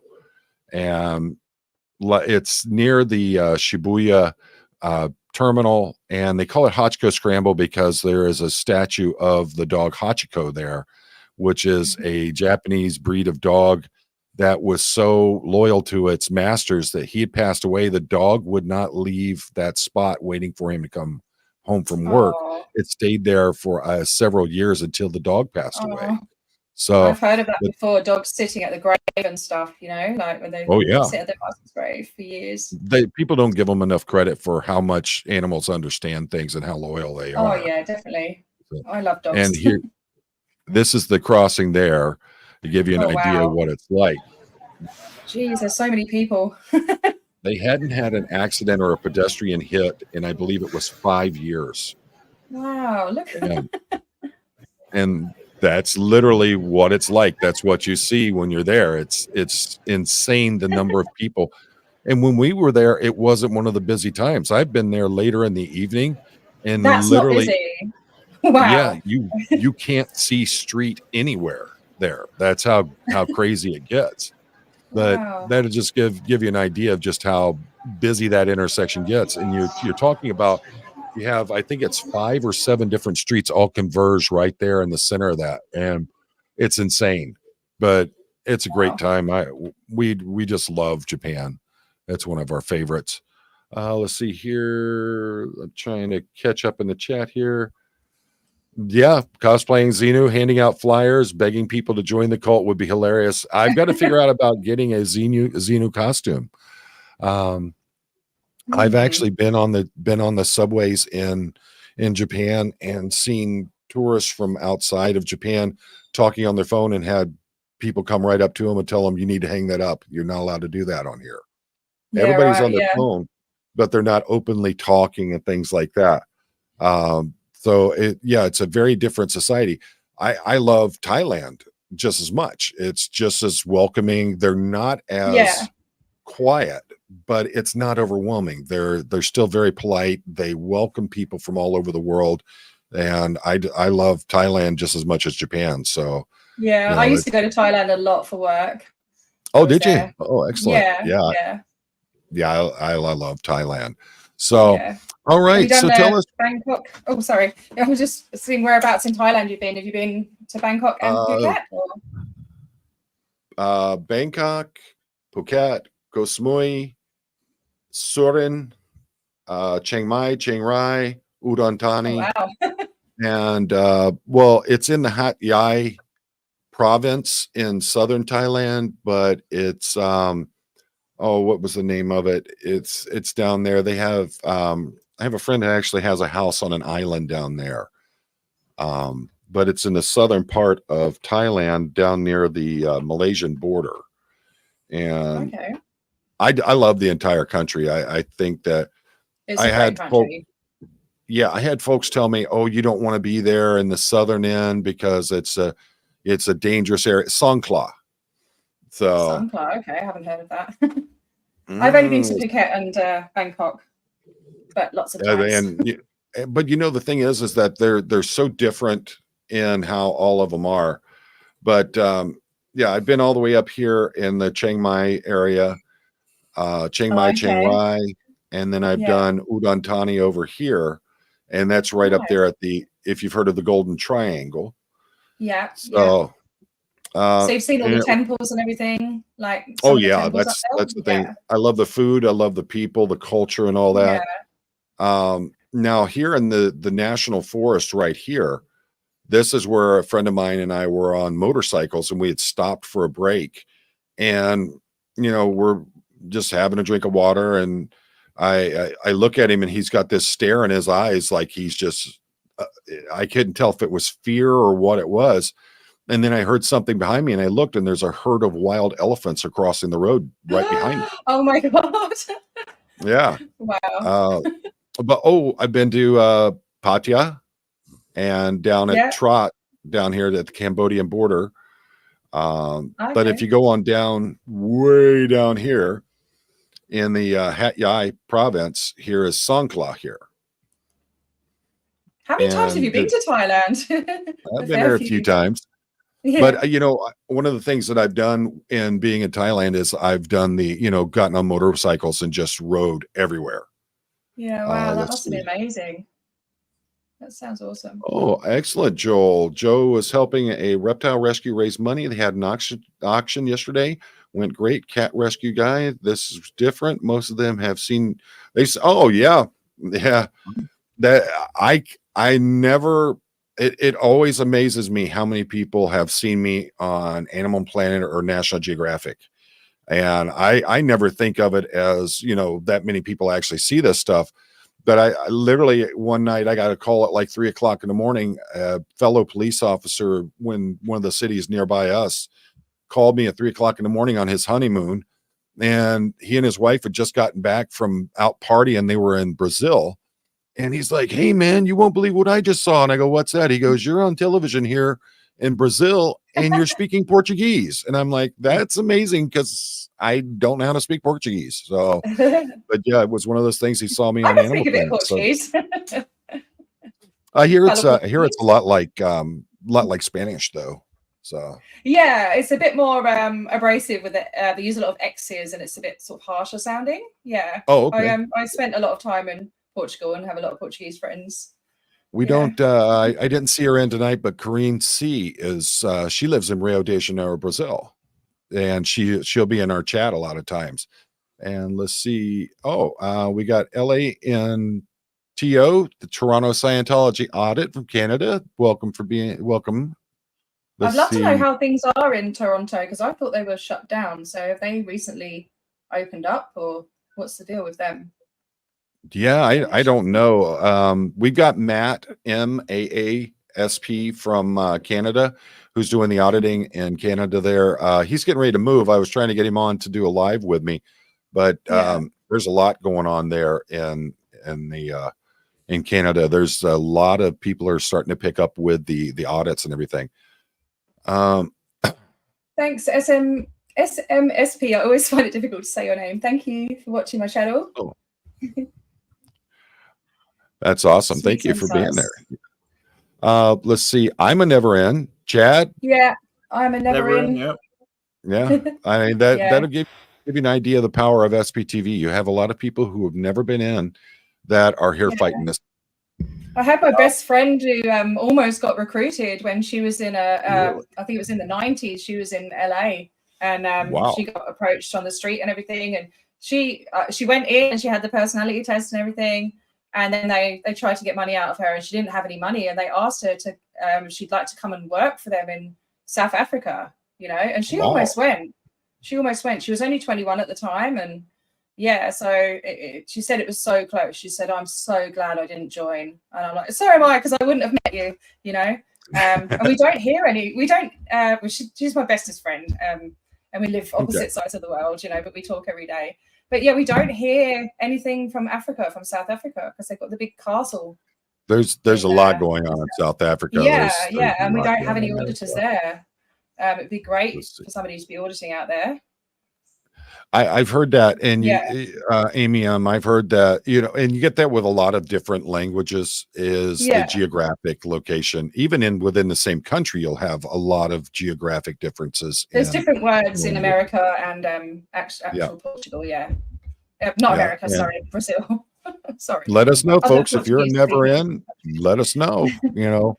And just because you're a never in doesn't mean that you don't have a dog in this fight. Doesn't mean that you don't have a right to get out here and be involved and be part of the process in what's going on and trying to bring down Scientology.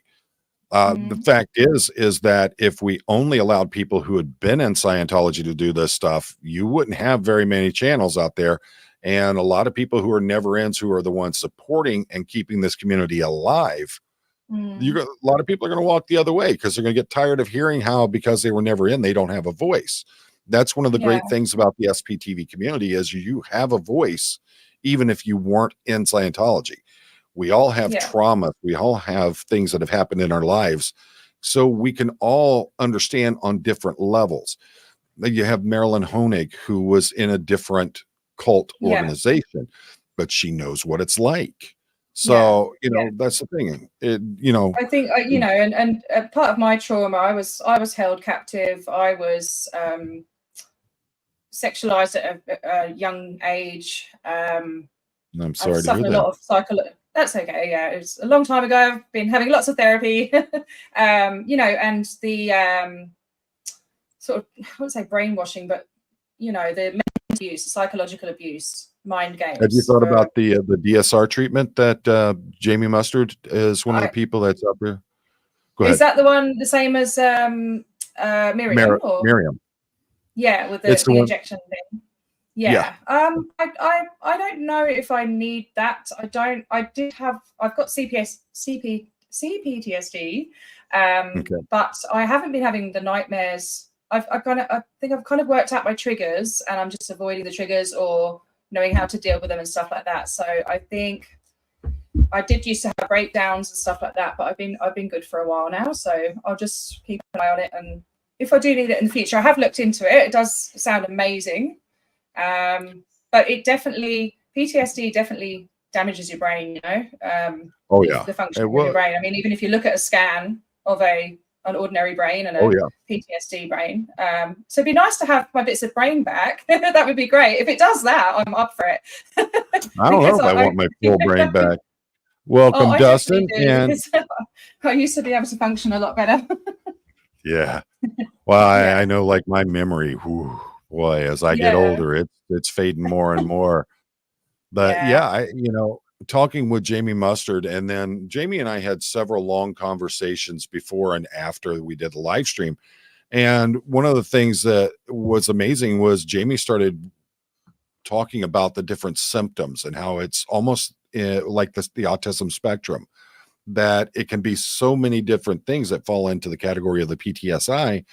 And he started naming off some of these symptoms, and I'm like, holy smoke, I have those, and I never even realized that those are part of a symptom of something else. And so, you know, just because, you know, it's like with the autism spectrum, there's so many different things that could be in there.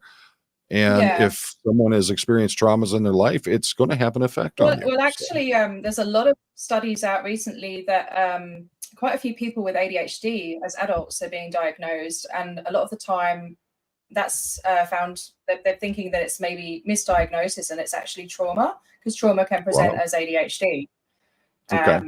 So when I got my diagnosis, I got it, I think, 2 or 3 years ago now.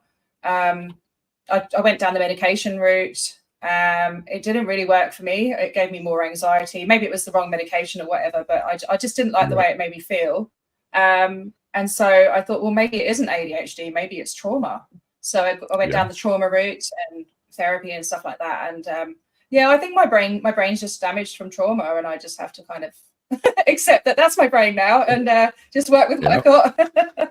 But we all learn to cope in so many different ways. You know, it's sad that we have to, but that's how it is that. So you know, so when I see people that are stuck in the church and people hearing people's stories, I really empathize with them. I just want to help, you know, and I don't know how. I feel like our hands are tied. In Australia, we don't have that freedom of speech.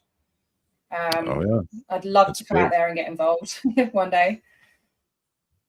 Wow. I was just looking at some of the comments here. First off, Joel McCoy, thank you for being here, brother. We always appreciate having you in here. But I'm looking at this one. Where was that?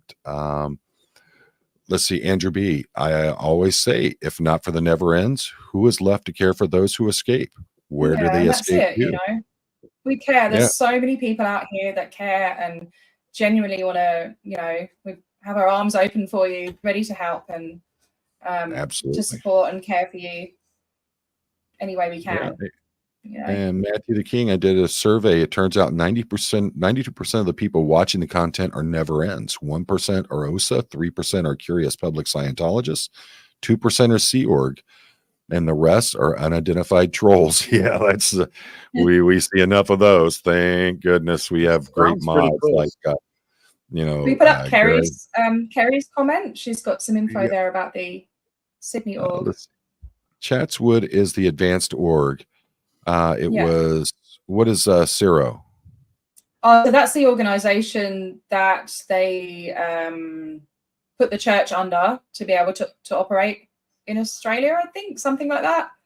Sorry, okay. Kerry, you might be able to explain that a bit better. I'm not very good at explaining things like that. Let's see. Should never have been but sold. that's- With land in northern Yeah. Sydney. Wow. Could have been developed as a school, but no, quick cash grab. We see things like that with Clearwater. I mean, you have the Clearwater City Hall building is now owned by Yeah. Scientology. So And they've bought so many buildings and they're just sitting there empty. There's one in Adelaide they're meant to be doing up. What was the other one? There's one in Sunderland that Alex did a live a few hours ago about the fundraising over there to try and get that building going. You know, some of them have the empty buildings have been like almost like 15 to 20 years getting on for, you know. yeah. Let's see. Like, when are Oh, they gonna okay. do it? And What are they doing? S. Taylor. Let's see. Some people who married publics were coerced, mistreated because we didn't want to get involved in the cult. Well, if you think about Farrell Cheryl telling the story about how her mother refused to join Scientology, and here is her mother with this young, pretty close to newborn child, Cheryl. He ships them right back to England. Just Yeah. disowns Yeah. them and sends them away. So yeah, it's you know, if you're willing to send your family away and not have contact with them, think about the Yeah. abuses you're willing to allow to happen to them. Yeah. So It's just honestly it breaks my heart. let's see. I'm just going through some of Ciro these comments. Sorry. is a government agency for science. Okay. That's wow. I didn't know that. But it's pretty much across the board, folks. You see what they're doing. They get themselves involved in, they start getting all these properties, and you're getting nowhere near the amount of tax money that should be going into the government for actual projects, actual services that are needed. They say they're doing all these great things. What are they doing? Do you ever see them do anything more than just hand out flowers? Right? You know, so that's what gets me. So it disgusts me the amount of money you see, like these beautiful buildings and all the money that's gone into these buildings. You're just like, they could have actually helped so many people. They have the capacity to help so many people, and it's all just a facade. It's all, for what, you know? Where is all this? What are they going to do with all this real estate? What's going to happen when Miscavige dies? Like, where is all the money going? And what is the purpose? It's just for him. It's power, isn't it? You know, money makes people feel powerful. I don't know. Like, it's just all about power and having one over on people. You know, it's just, I don't know. It's sickening. It's sickening, and at people's expense. You know, people's minds. We need to see more of this. There was an unoccupied Scientology building in the U.S. They lost their tax-exempt status locally because they never fully developed the building in New Haven, Connecticut. We need to see more of that worldwide. Yeah, I think Aaron reported on that a while ago. Yeah, exactly. There are empty buildings. I don't know what the deal is in Australia and the UK. Chad, tell them about how many we saw in Clearwater when we were there. Oh, empty buildings? Yeah. Oh, the bulk of the buildings are empty. Yeah, like you have that one section there. Yeah, you have that one section there where building after building after building are empty, or they have the windows papered so you can't see into them. Nothing going on there. And then you see with Dustin and Cheryl, Lori Plays, when they're out there, there's never anything going on with these places. And they claim they're doing all these great things. They claim how they're saving these cities. Like what is the purpose of it? What is the purpose of all these empty buildings? Like, it could be, legitimate businesses bringing people in. Like, what is the purpose of turning a beautiful downtown district like there in Clearwater into a ghost town? Yeah. Windy City Thetan, Scientology falsely claims so many wins. Absolutely. It's like we were talking about earlier in the chat, where we're talking about how they would go out in these disaster scenes and they make sure they get all the PR photos that they can. But then you see the pictures that weren't supposed to be out there, where it shows that it's almost always staged in the stuff that they're doing. And they're too preoccupied with trying to make themselves look good that they don't realize that they're either putting these photos out on social media, or other people are taking photos of them showing that the stuff is staged, and they just completely dox themselves in what they're doing. So ridiculous. So I can't be surprised that they're just leaving buildings sitting empty and then talking about how great it is. That seems 90% of it. No, Will, that can play differently in each state. But it comes under it's in a lot of places, it's going to come under how the actual jurisdiction or municipality or geographic government is looking at it, and whether or not that's going to play in. It's going to be different in every state, but that's what happens. Let's see. Yeah, Andrew, we were as equally shocked by how empty Clearwater looked. Yep. Let's see. Lily, we can protest in Australia, and each state is different from how you can protest. Protesting isn't protected by freedom of speech, as we don't have in the Australian Constitution. There you go. Yeah, correct. Yeah. So, all right. So tell us what we can expect coming from Perth as we move forward with these things. It's difficult because they don't advertise their events. The only way you can find out is if they put a leaflet in your letterbox. So that's how I found out about the last event. There's no advertising. So I'm wondering about on their websites. No, it's not on the website. And they pop up in the city centre every now and then with a Dianetic stall or a Foundation for Drug-Free World stall, like a table out there trying to sell stuff. We have what's called the Royal Show every year. There's the Royal Show, huge, big like carnival and stuff, a fairground. Okay. And that happens once a year around November, December time. And they always seem to have a stand there. So that's one place where I know they're definitely going to be. But apart from that, there's, I'm wondering if you can get your own stand. Maybe. Yeah. What can my stand say? What can it be? The anti-Scientology stand. I'm sure we can come up with something, and I'm sure the folks in chat would have a lot to say as to how that could be done. But yeah, that would be an amazing thing, is to be able to do something like that. I think I'm just going to keep visiting the org. I'm planning on going down and doing some chalk art soon. I might do Liz's list down there. Possibly trying to get some public Scientologists on the way out and ask them some questions. I have seen a few. They have like an underground car park. I've seen people walking out. The thing is when you go live and you say these things, I mean, OSA's probably watching and they're going to warn them. So, but you don't know when I'm going to turn up. So, well, you I can pop up at any time. Talking to folks after it happened to me when I got to the Tokyo org, and once they saw my face, they got me out of there as quickly as possible. That's crazy. Well, I talked to Aaron, and I talked to a few other people that are pretty knowledgeable about this stuff, and they said that you put it out there when you were in Thailand that you were going to be hitting a secret location of Scientology. There we go, get that fur baby up there. And this is Tinkerbell. So, there you go. He said that by the time I got to Tokyo, they knew I was only going to be one of two places. That was either Tokyo or the Bangkok locations, because of where I was, and so they probably already had them set for when I got there. So that's not unusual. I think it was you're Scientology famous.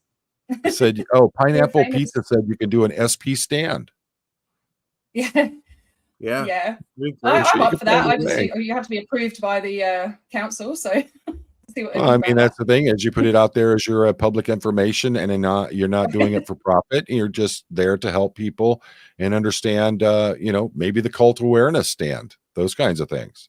Yeah, You know, yeah, yeah. there's lots of different things I that mean, you I can could do. maybe collaborate with other cults. Oh yeah, People you that got.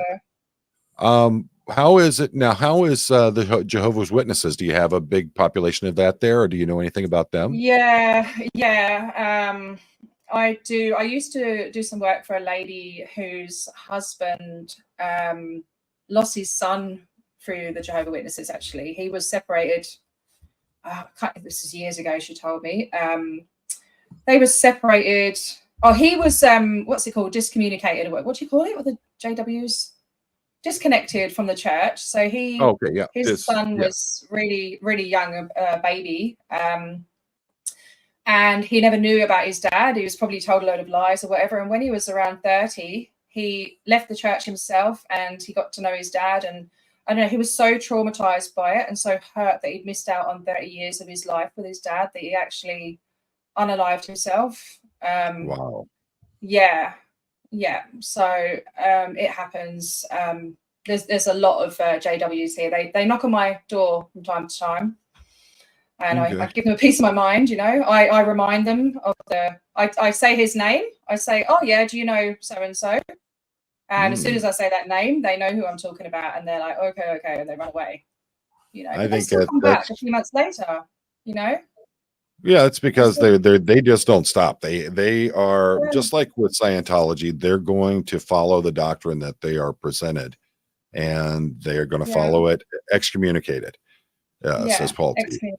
Yeah, Um, yeah. and So, and Andrew B has an he was interesting 32. question. He was an absolutely gorgeous guy, 32 years old, and took his own Wow. life because of what they'd done to him. Now, It's just, Andrew B says, since you can't do it under freedom of speech, what about doing it under the name of journalism? oh, I don't know what you'd have to do. I don't know what you'd have to go through to do that. But that would be interesting. I mean, like here in America, we have, of course, a lot of it falls under our freedom of speech. But the Yeah. thing is that if you're a journalist, whether you're a professional journalist or an amateur journalist, you have a lot more rights and freedoms that you wouldn't have as say as a First Amendment auditor or a protester. The rights and the legality of it change so much differently just because you stepped up to become a journalist. So yeah. all right, So what do you need to qualify for that though? Like it would depend what you need to show. Like do you have to have a badge or a official that's qualification? interesting. That's something that we need to look into. So yeah. I mean, that's something that could really, really help you out. So anyone that is in Australia that knows some of this stuff, make sure you get in touch with Perth here and let them know, this is I'll these look are the into it different as things you well. can do. Yeah. Well, now we are at 2 hours. So oh wow. have you got any closing thoughts for us there? Oh, I was thinking them afterwards. Everyone just keep up what you're doing. Everyone's doing such awesome work. Go to an org near you and try and put some info in the toilets. Maybe let them know we're out there, we're here and we care, and we want to help. We're not all big bad evil SPs. We're really not. It's a false concept that's been planted in your mind, and we want to help. We're here to help. Absolutely. And make sure you get over there and you life subscribe. Without source. There is life without source. You can be happy without Hubbard. Yes, absolutely. And let me put this back up there again. Make sure you get over there, subscribe to Per Scientology Audit. Thank you. Everything that you do that supports the SPTV community helps in the fight against Scientology. And that's the thing. And Matthew, you're saying it absolutely perfectly correct. It's the cult. It's not the members. So Chad, you got any closing thoughts for us there? Oh, just that I had a great time, Poe. This was really informative, and I was glad I got to meet Perth and everything. I need to put up some more Aussie videos. I've probably got more stuff from the UK at the moment, but yeah, I'll put up some more info on the different orgs maybe. Yeah, And that's I'll go. that's you keep putting them out there. We're going to keep watching them. We're going to make sure we keep pushing you as well. And we definitely got to get you over here to the States so you can get into some first women auditing here. That would be out of this world. I would love to. The closest I've been is San Diego. So, but yeah, going to LA and stuff would be amazing. I've been to New York, San Diego, Vegas, Fort Lauderdale, Miami. I didn't hear Detroit in there or Buffalo. I know, right? I've been to Canada as well. Yeah, no, I'd love to go that way. I want to go everywhere. I love traveling. Same here. I'm a nomad. Yeah. If I didn't have a wife and family, I'd be living somewhere in some rural area somewhere in Southeast Asia right now, just enjoying life. Out there catching snakes and stuff. So I did most of my traveling before my son, but even him, he's been to 6 countries. I think 6 or 7 countries, awesome. And he's only 10. So started him young. I hear you. My daughter and I are planning October. We're going to be back in Japan. It's just going to be a vacation for us. Just get back over there and dip our feet back in the water. But folks, thank you so much for joining us. We're heading to Indonesia. Yeah. Oh, I love it. Where are you going? Bali, Jakarta? Where are you going? Bali, probably. Yeah, Bali is the main non-Australian destination, because it's only a 3-hour flight from me. So and it's super cheap. Yeah. For me, it's 12 hours. I fly out of Chicago. That's the closest major hub, and it gives the least expensive airfare for me. It's 12 hours from Chicago to Tokyo. And then if I'm going to Indonesia, Singapore, or Malaysia, that adds another 6 hours. Bangkok is 7 hours, and the Philippines is 8 hours. So for you to just jump on a 3-hour flight, wow, it must be nice. I know. So, I'm very lucky. Yeah, I think Japan's maybe 13, 14 hours from me. Oh, okay. So you're in the same boat trying to get to Japan as we are. So. I thought it was closer, but when I looked up, because we were gonna go last October, but when I looked the flights up, I was like, what? 12 hours. What amazed me was, I've flown out of Toronto to Tokyo. I've flown out of Chicago to Tokyo, and both of them take us up over the Arctic, into the Arctic Circle, and then down over the tip of Russia, down to Japan, because they don't want to fly over the Pacific Ocean there, because they have that point of no return and everything. So it's pretty crazy. It would be pretty scary going over the Pacific. Oh yeah, a lot of nothing. Yeah. That's always been something that has just it's mind numbing. You get out there and you see nothing but water as far as you can see in any direction. But see, I live right here. We have the Great Lakes all the way around us here in Michigan. And it's the same thing. Once you get out into the Great Lakes, as far as you can see, it's nothing but water. Yeah. I've been out there and private planes flying over them, and it's the same thing. So it's crazy. It's a very disorienting kind of thing. So, all right, folks. Well, thank you so much for joining us tonight. I hope this has been educational, entertaining, and has just opened your mind to so much more that's going on. I think we've made it very clear, whether you were in Scientology and are now out, whether you are never in, it doesn't matter. We are a community. We're about supporting each other. We're about continuing to fight against this evil cult and bringing it down and getting those who are in there that are the true victims of it out and getting them the help that they need. And stopping people from joining as well by informing everyone, what's going on. I really appreciate you having me here. I really appreciate it so much. Thank you so much for being here. It's been awesome having you on here. And that's one of the things that I like, and everybody knows that I like to see a different perspective from all the different areas in the SPTV community. And we oftentimes we focus so much on what's going on here in the US. We don't realize that you got Apostate Alex and all the things that are going on in the UK. You have Perth, you have Miriam, you have all the different people that are in Australia that are fighting against Scientology. There are people all over the world who are taking this fight to this cult. And I love being able to showcase that, bring that out, and let you see it's not just us. It's a worldwide phenomenon that people want this brought down. And we have to continue this fight. And like we've shown in the chats earlier tonight, without the never ends, there is no SPTV. All right. You are what keep this alive. You are what make this so important and so strong. We love each and every one of you that come in here. And folks, coming up tomorrow, I'm going to be talking about the new drone and the fact that we now are going to have the ability to use drones in the work against Scientology. Also going to talk about some of the different I can't wait to see what you get up to with that. Oh, I'm going to get in a lot of trouble. I know that.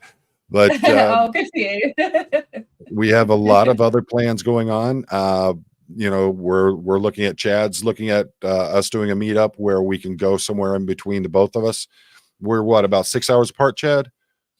Yeah, it took about 5 hours to get to your house. Yeah, so we meet somewhere in the middle and do some auditing in some different locations. Want to hit multiple states. LA is coming up. Working with the Clearwater crew on getting out to LA. We already got dates in mind, getting everything set up for that. I want to start hitting Scientology in as many different places as I can. I want to showcase to you what's going on. Look for the Detroit org. We're going to be out there. Look for us in Battle Creek. Going to be joining Bobby Joe Kellogg out there.